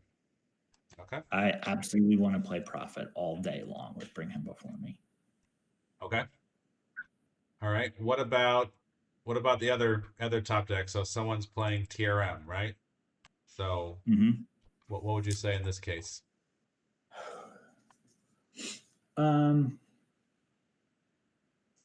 So it depends on which version of TRM they're playing. If they're playing the Anger, Fear, Aggression version, the Brad Kipple version, Yeah. this deck is a lot harder to fight against. Sorry, take it back. There's 2 things that can happen. If Throne Remains plays Gunite on turn 1, I think bring him before me is like 10% to win this game, maybe even less. Because bring him before me's entire premise is play the Emperor on turn 1, and now I'm going to be 3x activating against your activation, right? I've got the throne room, I play a docking bay, I play the Emperor, mob points adds 2, the Emperor adds 1, I pull Rendili. That's generating me 2 additional force. So I'm giving away 1 force, or maybe 2 if I decided I wanted to play like Cloud City Docking Bay and put Emperor there. But I probably wouldn't recommend that against Throne Room mains. I'd put him at Death Star or Executor, right? So I'm going to give away 1 force, and I'm going to activate 9. And then against a normal deck, light side might be activating 3 to 5 force, right? Mm-hmm. So if it's not Throne Room or it's not Gunite, like Darkside's plan is, okay, I'm going to activate 9 force. And from that point, you can't force choke me. So I still get to do my plan. Yeah. If you Gunite, I don't have, and you pull a nudge, I don't have 5 force to put the Emperor out. So I can pull a docking ban, I can play Rendili, but I'm only going to activate 6 force. I'm also going second. I didn't get my force up and running. You're going to choke another 1 off of me. So when I finally get to activate again, now I'm only getting 5 force. Now I can pull the Emperor out, play him to a docking bay, so that now on turn 3, I can finally activate 9 force, which is going into your light side 4th turn. Yes. A game of Star Wars CCG generally lasts like 8 to 10 turns. So I'm finally getting to the point where I normally am before Lightside gets a first turn against every other deck other than Throne Room mains halfway through the game. So if Lightside playing Throne Room mains sticks Gunite, I probably will just concede this game. It's not even worth me playing. I'm not going to waste 40 minutes of my time to just lose, and when I can just concede and move on with my life. Wow. If they don't get Gunite down on turn 1, and it's this deck playing a bunch of Anger, Fear, Aggressions, and they're not interacting with me, because at its heart, Bring Him Before Me is just, in my opinion, the best Darkside mains platform. And all it wants to do is battle. Battle, battle, battle, battle, battle, battle. Like, it wants to do nothing but just go where you are and just steamroll you. That's the whole point of Bring Him Before Me. I'm going to take Luke. He's your best character. All your other characters are just junk. There's no good light side characters other than Jedi Luke. And I'm just going to absolutely annihilate all of them. And then I'm going to force strain you out of this game. That's the game plan. And if I can't do that because you're just sitting there doing nothing but playing Anger, Fear, Aggression and generating, screwing around with Hashin and Finespi on home 1 and blah, blah, blah. And then suddenly turn 6, you decide to play Coruscant and put home 1 there and move your guys up with launching the assault. And now you got a drain of 4. And sure, I can deploy -2 there, but it doesn't matter. Light side space is just going to beat dark side space. Dark side space sucks. Every ship is terrible. They either cost 1 billion force and their executor, and you're just going to get out battled, or they just are terrible. Even Zuckuss and Mist Hunter. I hate the card. I hate all the dark side space options. They're all garbage. And they don't do anything. Every light side deck is going to have 7 ability. So Zuckuss and Mist Hunter, like the number of times where you're like, ha, gotcha on Red Leader and Red 1 is like 1 in 25 games. Punishing 1 I guess cancels immunity to attrition, but if you like, all right, fine, I'll lose He one needs of a it. buddy, right? He's 5'4", so he needs a buddy, right? You're right. You need a ton of force. There's no doubt there. You know, and it's like, what do I do? Okay, fine, I'll lose my Leia. Guess what I'm going to do next turn? Play Leia. Wow. What did you accomplish? Nothing, right? Boskin Houndstooth is maybe the best dark side ship just because it doesn't get shot down by X-Wing laser cannons, but it doesn't do anything and just dies the turn it comes into play. So, like, I hate all of the dark side ship options. Executor, fine. You stack home one with a bunch of Mon Calamari pilots at Coruscant. Sure, fine. I'll put Executor down, and I'll put a Chirnu on it and Ozzel on it or Piet on it or somebody like this. Okay, well, I'm going to be power 18. How much are you? Oh, you're power 17? All right, let's battle. Okay, you drew a 5. I drew a 3. Well, I owe you 2 force. Well, I don't want to lose any of my pilots, so I just lose 2 force. Okay, you put a Destiny Adder guy on there. Or I know this deck doesn't play KFC, but you put KFC on there. Oh, you drew another. Oh, you drew a 4. I drew 2. Now I don't have anything. Now I have to lose 5 force. Do I lose one of my pilots? Oh, I lose a pilot. Well, now I'm 2 force, 2 more power down.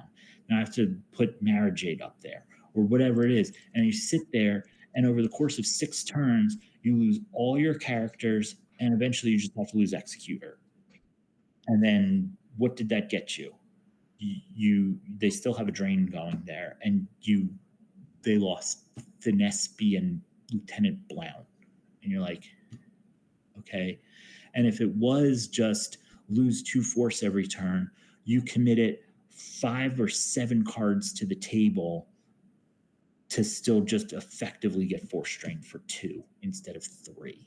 And it's like, well, you committed 7 cards to take a drain of 2 rather than not commit 7 cards and take a drain of 3. So those 7 cards would have averaged out to the exact same amount you would have got force drained out over the course of the whole game. Like, this is stupid. Why am I doing this? I cannot stand dark side space. It's just terrible against all light side space. So yeah, there you go. There's my rant about space, and that's what this deck's going to do. And we're going to do it. And so if you're bringing before me, you can't ever interact with this deck. They're not going to come battle you. You're going to sit there. You can't put the Emperor out to a docking bay, even with Janice or Sim, because all that happens is they play Jedi Luke in front of you and battle. And then it's the same thing, same exact thing as the home one Executor scenario. All right, you battle. You're power 6, I'm power 6. What's your destiny? Your destiny is a 2? Oh, my destiny is a 3. Lose Janice. All right, next, I'll lose Luke, so you can't capture him.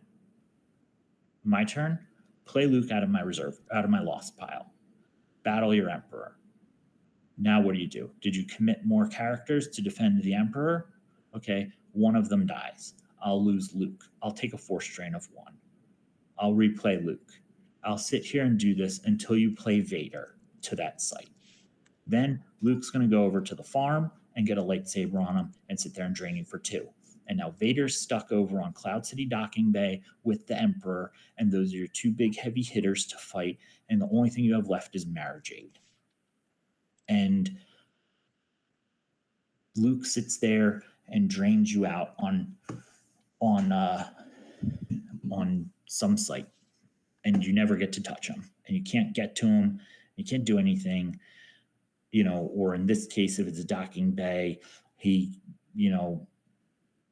maybe, all right, you could play cat and mouse, maybe eventually you give him up.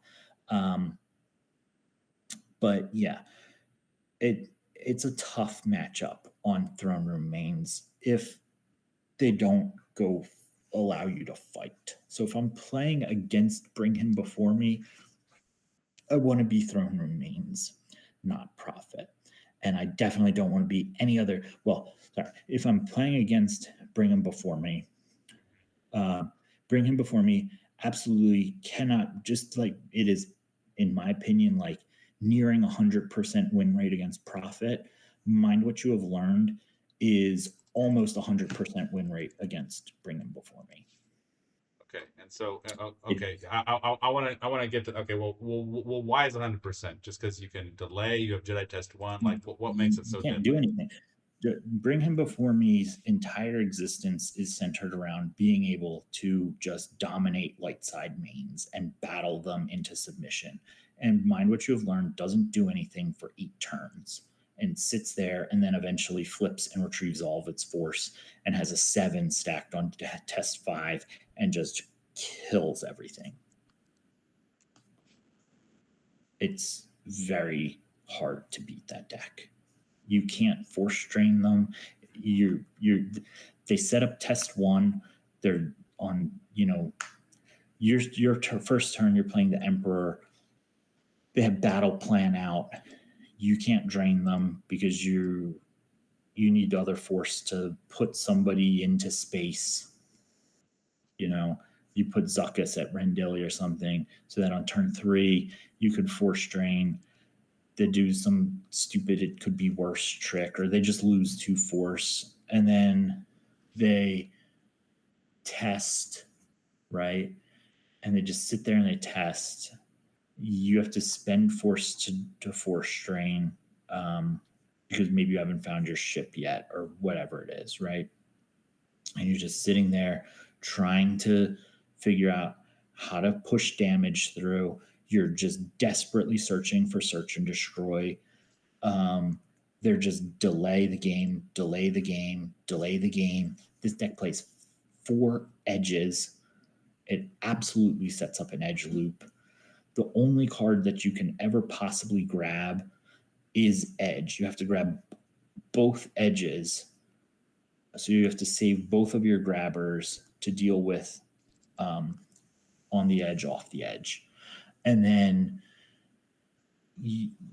they still get to retrieve. They still flip and retrieve. I mean, I've tried everything. I've played 4 copies of Broken Concentration. I've played 6 like 2/2 sites so they can't stop. Like, I played Downtown Plaza and Backdoor and Cantina and Presence of the Force.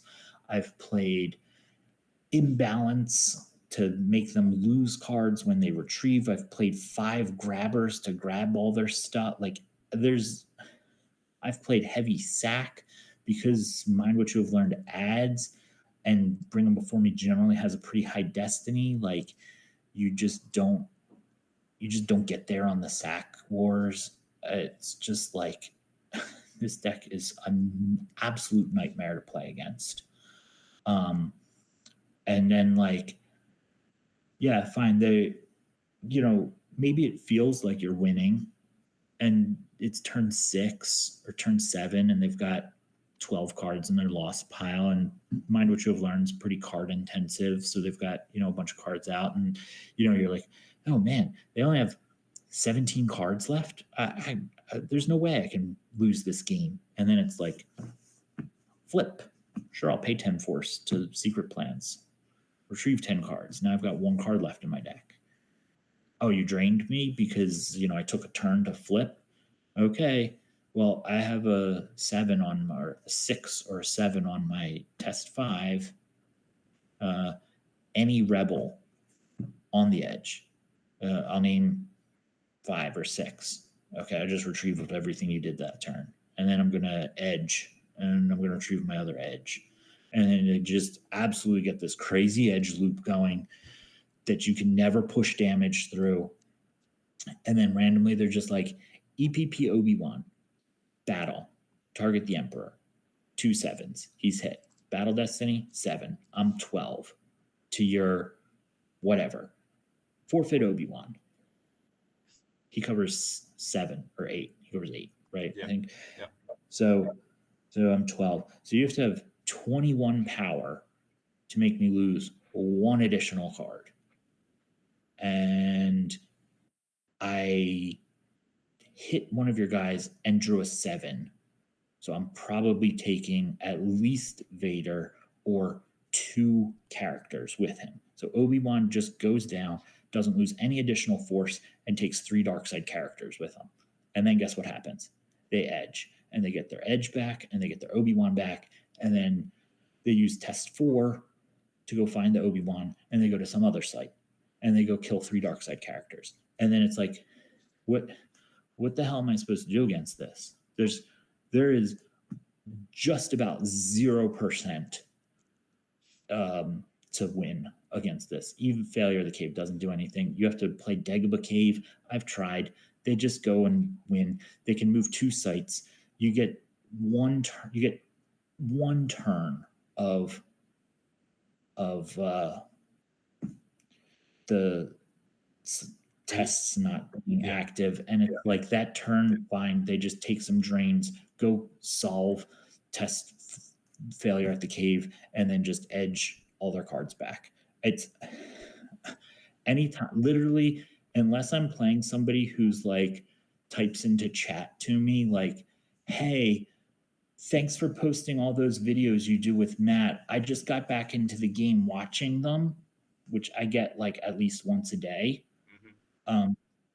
Unless it's like that level of player, if you start Mind What You Have Learned, I will just instantly concede. There's no chance of possibly ever winning against you. And I'm not going to sit there and waste an hour and 10 minutes of my time, because Mind What You Have Learned is going to go to turn 19. And you're going to win with 23 cards left in your deck, and I'm going to have none. And it's just absolutely a nightmare.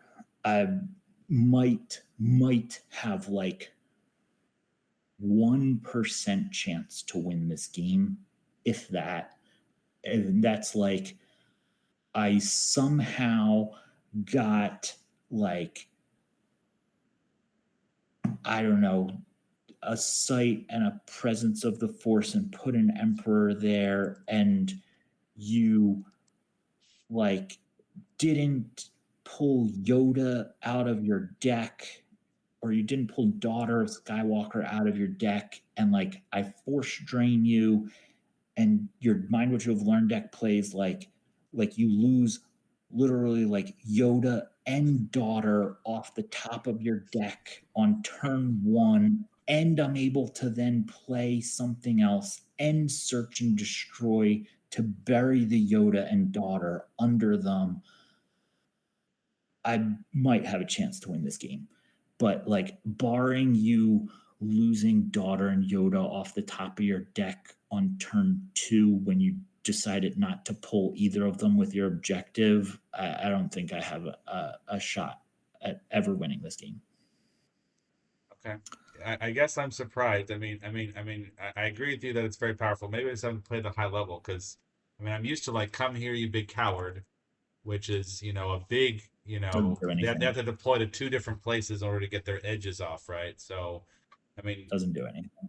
it doesn't do anything. But they have to have 2 locations. Well, I guess you have 2 locations. Kessel and Lower Corridor, and wherever you're at, you have docking bays, and they just put the Falcon with somebody down to Rendili, and they put EPP Obi-Wan at your Cloud City docking bay, and then they edge twice, and then they battle and draw 2 7s, and it's absolutely impossible to win this game. Okay. You ever tried Fenson? He's not usually in Bring Him Before Me, but maybe he'd save the day here. So they didn't retrieve 3 Force each time instead of 6 Force, like whatever. They're right. getting their edges back. Okay. Well, all right. I gotta see a replay. I know it's good once you get everything down. Because I'm used to people doing Search and Destroy, right? You're getting at least 3. You're getting at least 4 force during your turn, 1 force or there. So it's net of like force training for 5 each turn. If you're at Rendili, Endor and Cloud City, and you have this one, it's 5 force a turn net. Obviously they lose 1 your turn, you lose theirs, but that's not enough to get rid of the edge, right? 2 edges, whatever. You just lose this game. Okay. Trust me. I've tried so many times to Mind What You Have Learned. Okay. It's literally like 99.9% light side favored in this matchup. Okay. And it's this version of Mine We Have Learned, or there's another version that's, even meaner than this one for Mine We've Learned, or what? Because there's some that like just like do AFAs and Testify. whatnot. You have to test to 5. If you test to anything less than 5, if you test to just 1, just 2, or 3. 3 is a little bit difficult just because of this. They subtract from everything, but it's not like unwinnable.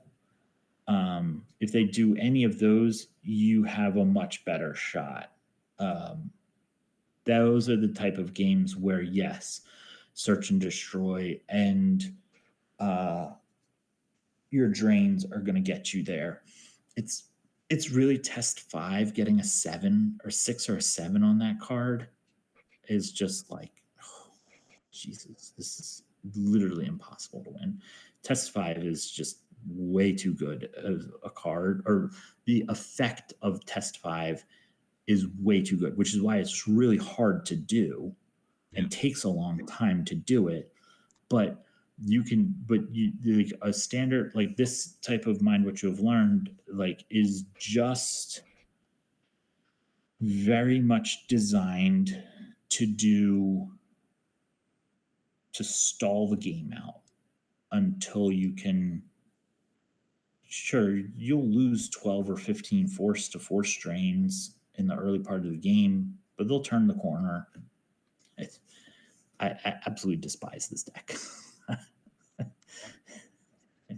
All right. Well, okay. So let's go back to here. So we didn't talk directly about TRM exactly. So I mean, if I go back to TRM briefly, I mean, there's a nudge version, the docking bay Sure. version, but overall, skill player versus skill player. What's the percentage you do for this matchup? If light side gets Goonie Tay down on turn 1, dark side should just concede the game probably. If they don't, and you're playing against the AFA version, it's tough. It's really tough unless you know your opponent's playing that version of Throne Remains. Then I would just suggest you play like 5 copies of Projective Telepathy in your deck. But if you're not, and it's like, oh, they're going to play Throne Remains, I don't know which one. I don't want to play 5 Projective Telepathies. I'd still probably recommend you play like 1 or 2. Yeah. Um, it's probably a lot closer just because Lightside's not really going to be able to choke you out, and Bring Him Before Me can just go Vader. The problem is it's like a Mexican standoff, basically, where you don't want to put the Emperor out to a battleground docking bay because then they just continuously Luke. So you would have to play Vader. The way Right. you would Bring Him Before Me is there has to be exactly one possible battleground to go to, which is your one docking bay. This would be against the AFA version, Mm-hmm. and just accept the fact that you're going to lose like 20 to 30 force to anger, fear, aggression across the entire game, Okay. Um, because you have to grab the edge um, card. They will retrieve their anger, fear, aggressions, and they will play anger, fear, aggression against you 10 times in this game. It's really, really difficult. There has to be exactly one battleground, and you have to just stack it. You're going to win. If you win, you're going to win by like 1 card. If you're playing against the nudge version of Throne Remains, you kind of do the same thing. But Lightside has the option to go to Swamp and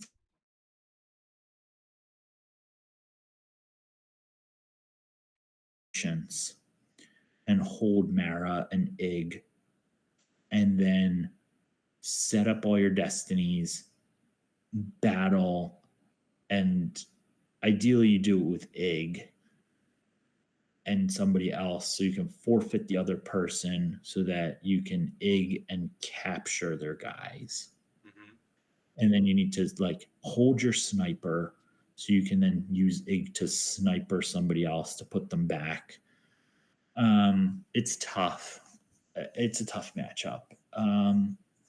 So is that 40-60? Is that 45-55? Or is it? Yeah, I think you're better against the nudge version than you are against the AFA version. Okay. Nudge version, because the other thing that can happen with the nudge version is just like they need like sometimes they just need like 22 force to play all their guys against you, right? They need 10 for Luke and Obi, and then they need 8 for Han and Leia, and then they need 2 more for some other random guy, Wedge or Blount or something like that. And like sometimes they just can't get to that amount. And even then, like Young Fool is really good against them. Uh, they lose their OB. You play Vader if they have to come battle him to try to get Luke back. If they're going to go that route and not just be like, fine, take Luke, I'm going to ping you for a turn. You can circle. You can then Young Fool, Leia. Like there's ways where you can just like eliminate all their characters, and they're like, all right, I have Milos left. Like that's kind like we talked about that a little bit in the Prophet matchup, where it's like that's kind of just how you have to um, win some of these mains versus mains. If you're able to do that, you're probably like 60-40 to win. If you're not going to do that, it's going to be just grind fest of like throwing mains at each other. It's just going to come down to can you hold a force strain somewhere where your opponent can't, and can I get you 3PO down and let him survive? Sorry about the mess. And if you can do all of that, then you're probably again at like this 60-40 range. Um, Otherwise, it's just probably a coin flip. Okay. Yeah, you mentioned Young Fool, but you mentioned like Zombie Luke, returning from Ring of Form. But can't you fool him and Oh yeah, then you can young fool him. That's a great play. yeah. Um, I like I really like young fool and bring him before me. I play like 4 copies of it. Just it's really good. They come down against the Emperor because the Emperor himself is pretty weak. Come down against the Emperor with anything, force fields, can't target him. He's gonna live. You just lose 3 force. Young fool, clear their character out. You just the Emperor just basically becomes a machine gun against light side mains with that card. If you don't play Young Fool, it's not the end of the world. Like that's just a deck building choice that I like. Um, it's not for everybody, and it's kind of a like win more card against mains because you are pretty good against mains, whether you're a coin flip or you're 60-40 or you're just like profit and like 90-10, right? Or 85 Yeah. 15. Yeah. But like Young Fool just doesn't really do anything against Mind What You Have Learned. It doesn't do anything against Hidden Base. It But but doesn't but do but anything. but why not? Like if they deploy Obi and fight you, I mean you can Young Fool Obi just as well as you could circle Obi, right? So, you know, I guess you don't have infinite young fools. I mean, it costs you a force, but you know, So like it doesn't do anything against hidden base X wings. Who okay, cares, right? all right. Well, okay, that's true. So, all right, maybe we should go to the next topic. All right, so, um, all right, so if you know someone is playing Bring 'Em Before Me, the light side should play what in base X wings? What you have learned, Mind what you have learned. testify. Okay, all right. So let me write that one. So mind what you have learned. So okay, so if test 5 version, I mean, what is this? Is this 1090? Is this 95.5? Is this 99.1? Like, what is this? Probably like 99-1. if they know what they're doing. If they're 91. If they don't know what they're doing and they can't sequence cards or they miss track or something, then yeah, you're probably going to win that game. But if they have any competency in how to play Mind What You Have Learned, which is a difficult deck to play, you actually need to really know how to play it. If they know what they're doing, you should literally just concede the game and move on with your life. Okay. All right. Okay. So if someone is playing Mind What You Have Learned, what should if you suspect someone's playing this test 5 version of Mind What You Have Learned, what should the dark side play?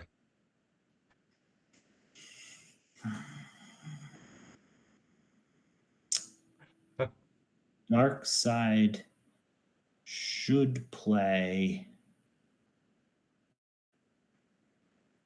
probably ROPS.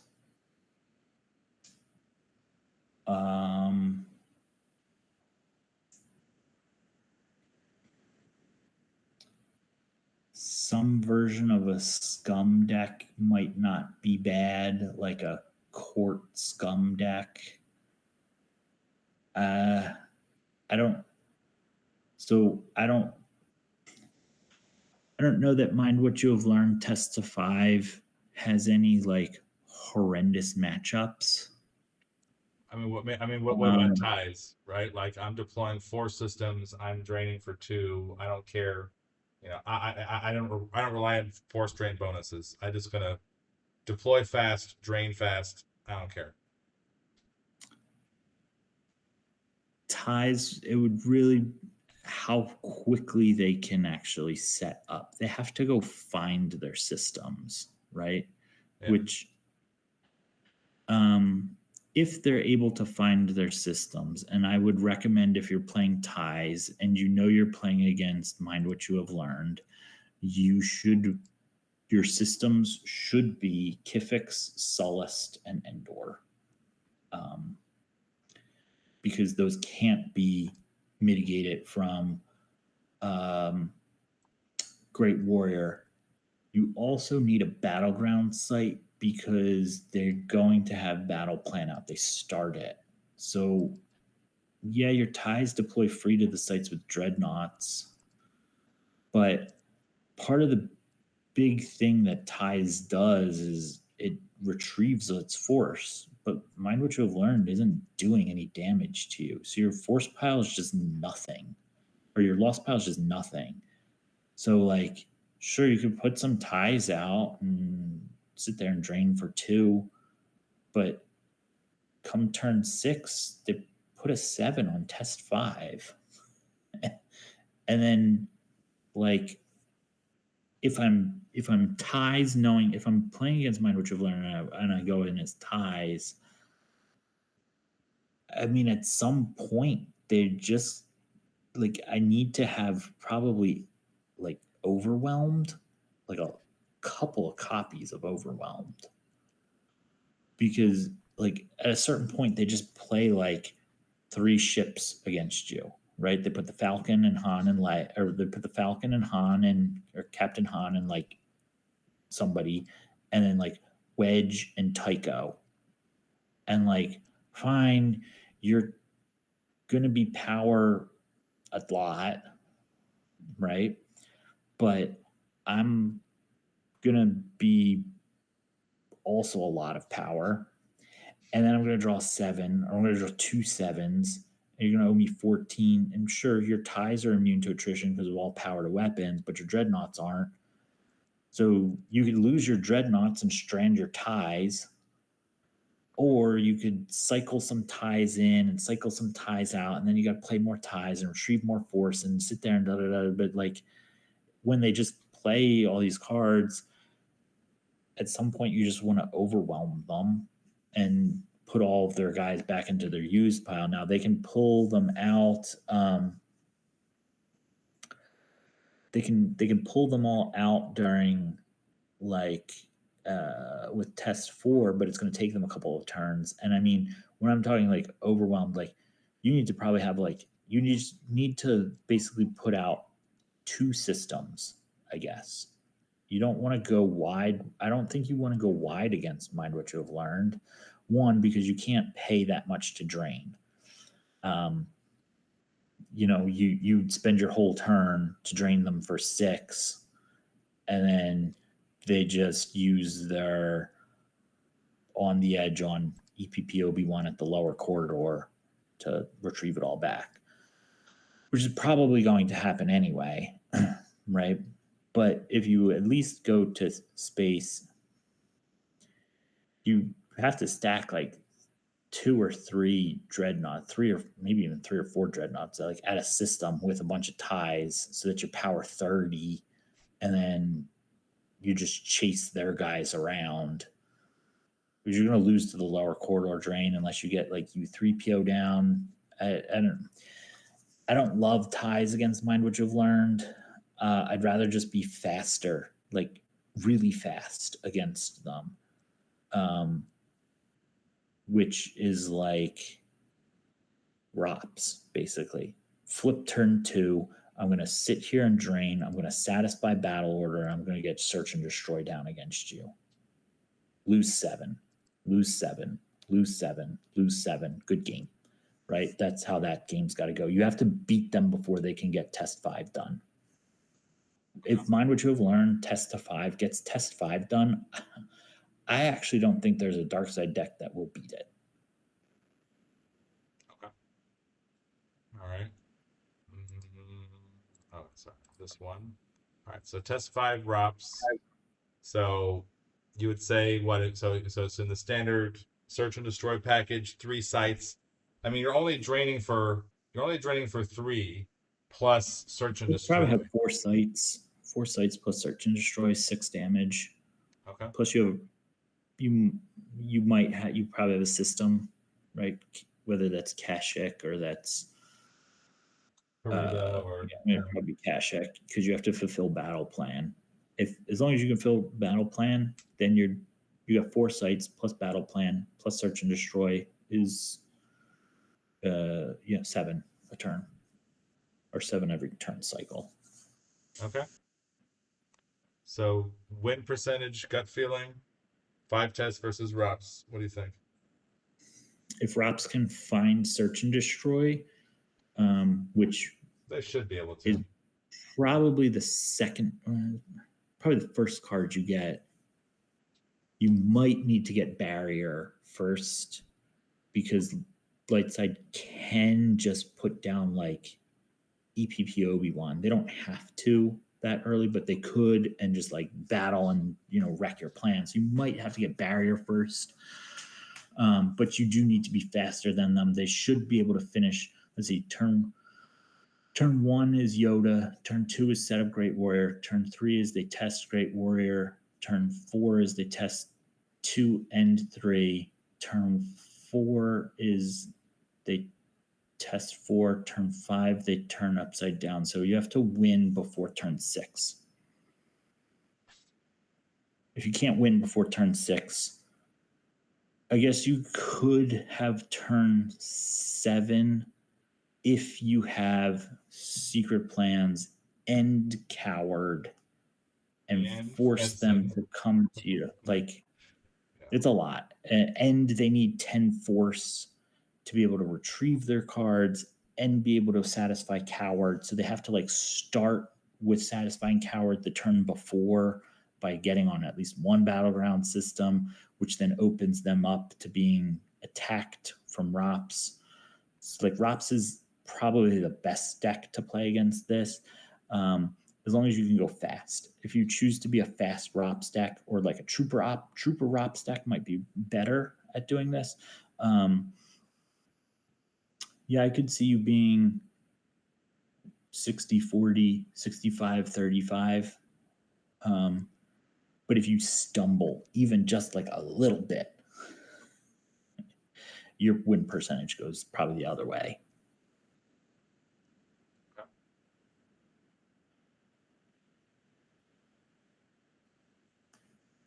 So, I guess one thing I don't entirely understand is, obviously we have another deck type, and we have the ISB deck type, right? So Mm-hmm. Olsen, 2021, he played an ISB. and Rabbit played ISB, right? I mean, the beauty about ISB is that you can let me do Olson's here. Yeah, so the beauty about ISB is that you can shut down, like a TRM deck, right? Because you can use this to retrieve your outer rim scouts or other ISB agents. You can use Mhm. I've Lost R2 to make them stuck in a system. So unless they have Han's toolkit or they have like an altar or something, they can be unable to fight you, and then you can kind of fight them later. And then you have this guy, and then you have U3PO, which you can kind of for the most part shut them down unless they have like what's that shooting card? What's that called? Sorry about the mess. Sorry about the mess. Right, exactly. So, I mean, it seems to me that this is designed to be kind of an anti-TRM card, right? Or anti-TRM This deck, deck it seems is like. slow.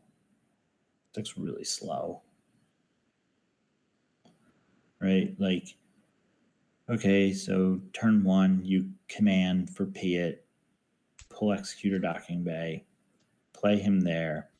You have to hope that they gave you a two force, which they didn't. Don't give you one, so you can't play Marijic yet. Then the next turn, you can then play Marijic and pull Fondor, assuming it's in your force spot or your reserve deck, which it probably is. But you'll get one system that gives you at least two force, but it's Kessel, Kashyyyk, and or Fondor, Right. right? So now, so turn one, you activate it. They played a nudge. You activate it 4. You spent. You could play only Piet. You draw 2. The next turn, you activate 3, 4, 5, 6. You play Marijic. He's 3. You draw 3 cards.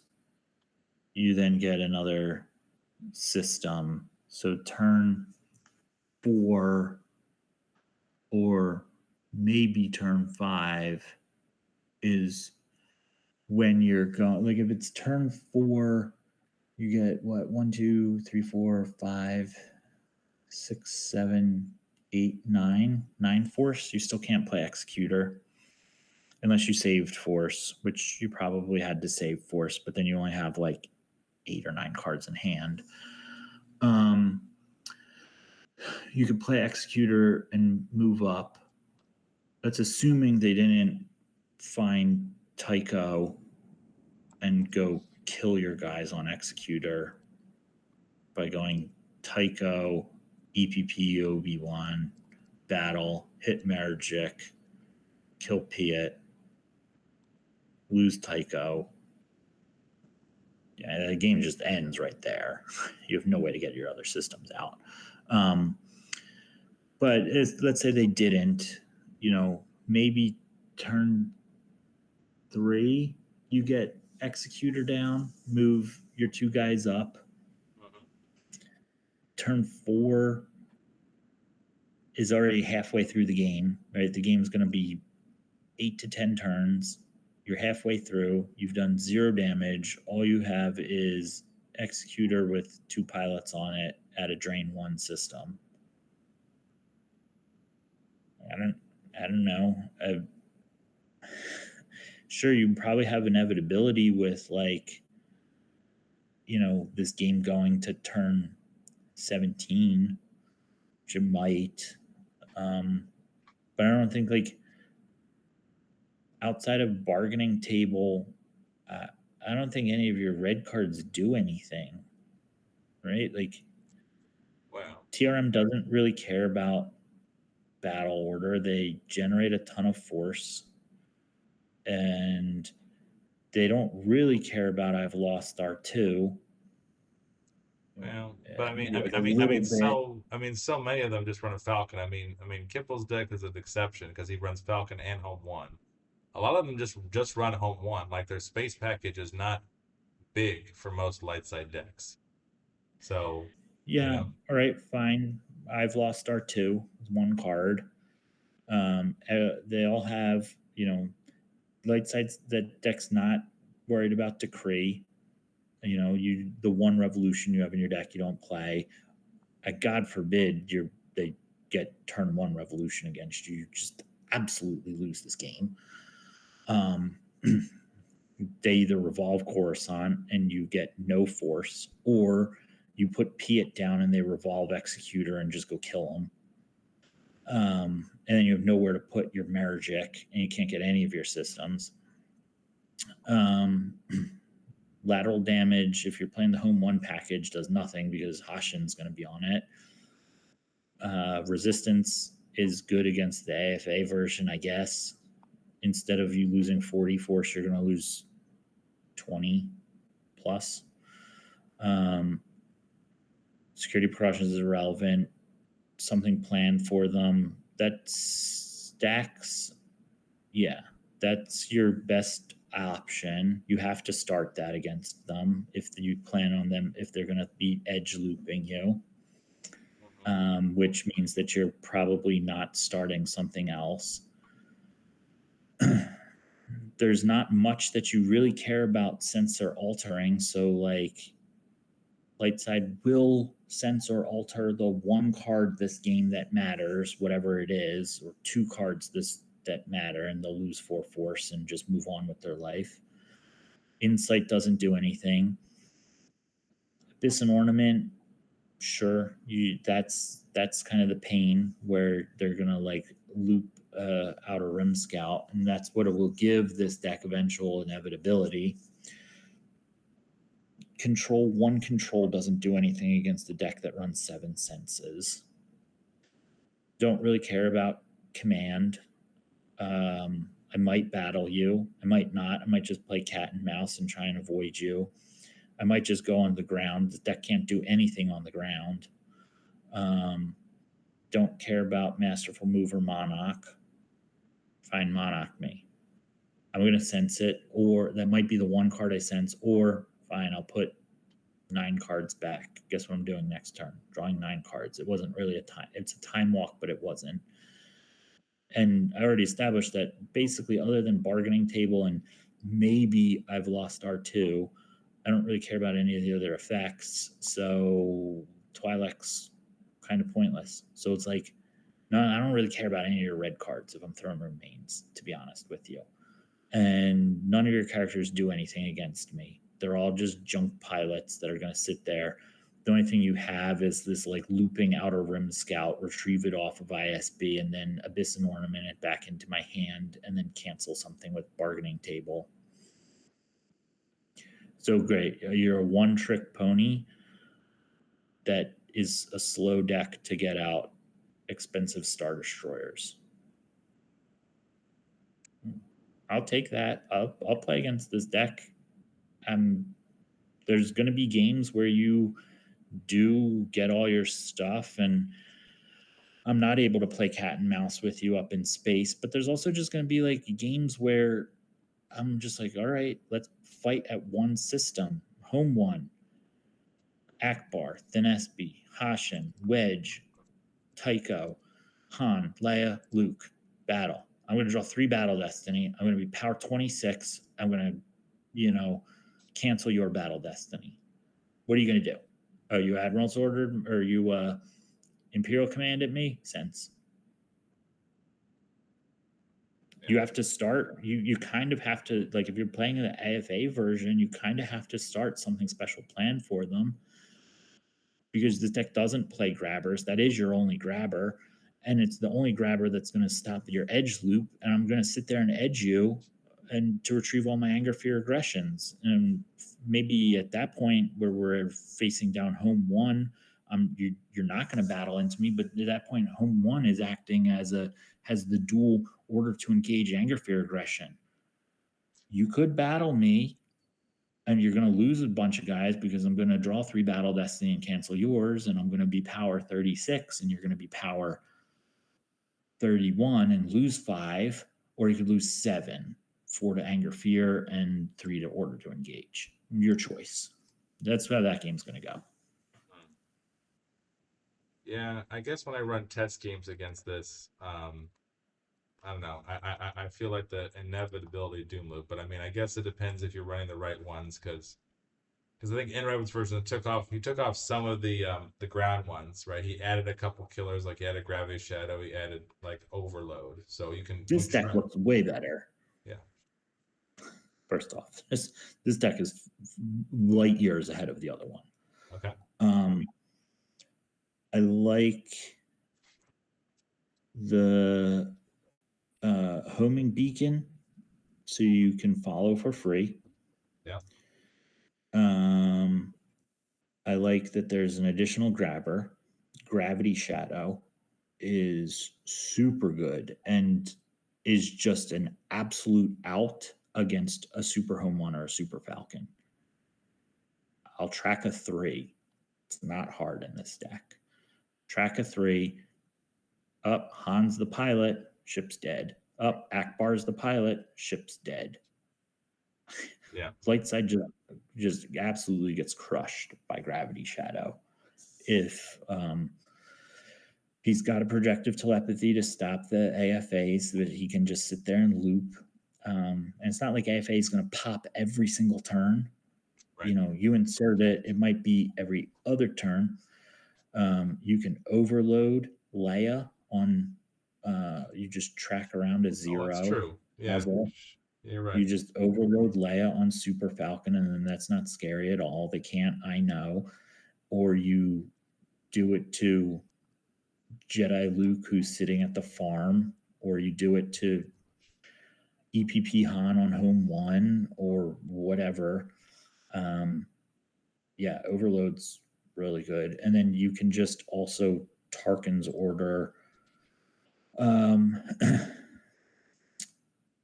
Tarkin's Order, I guess. What would you really Tarkin's Order? I mean, it'd be a hyper escape, I guess. Could be worse. You know. Yeah, it could be worse or hyper escape. You may also want to consider if you, again, if we're talking about, oh, I'm playing this because I'm metagaming against a very specific deck. I'm playing against Prophet. I'm playing against some Cloud City deck. I'm playing against whatever. I may switch Kessel out for, or like if I know I'm not playing against Mind What You Have Learned, I'd probably switch out Sullust for Tatooine or Bespin or Hoth or like whichever planet my opponent's going to be playing on. Then you can Tarkin's Order. Like Tarkin's Order is really good against some of those decks where you're just like, cancel that 4-strain. Outer Rim Scout will cancel another 4-strain. 5d6 RA7 makes all your 4-strains -1. So now you're using whatever resource you have to drain me for 1, and I'm just canceling it, right? And I guess the idea would be that you are a big blue deck. So if they are trying to satisfy battle order so that they can get like a drain of 1 in, you are just canceling it. Decree does the same thing. Where you can just hold 2 systems and then, you know, Vader plus an endless supply of Outer Rim Scouts can hold a site. It's not bad. It's a lot better than the other deck. I will say that. No, I think it's better to focus on the space here.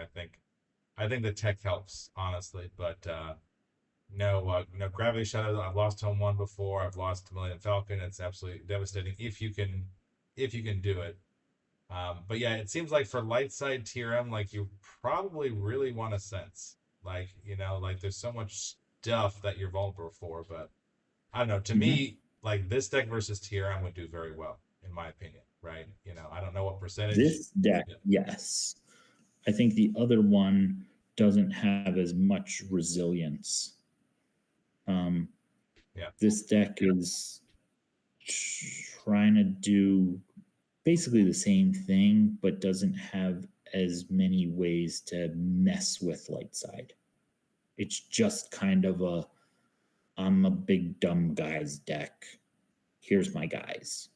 Can you deal with them? Yes, I lose. If you can't deal with them, I'm going to win. Whereas the other deck is like, I'm also a big dumb guys deck, but I can do something more.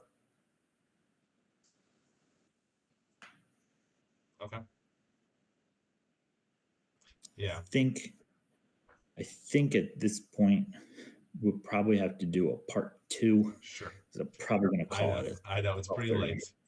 It's pretty late. I agree with you. All right. I'll do a part Okay. 2 with you sometime later this week. Sounds good, sir. All right. Appreciate it. Take care. All right, thanks. Bye. Thanks. Bye bye.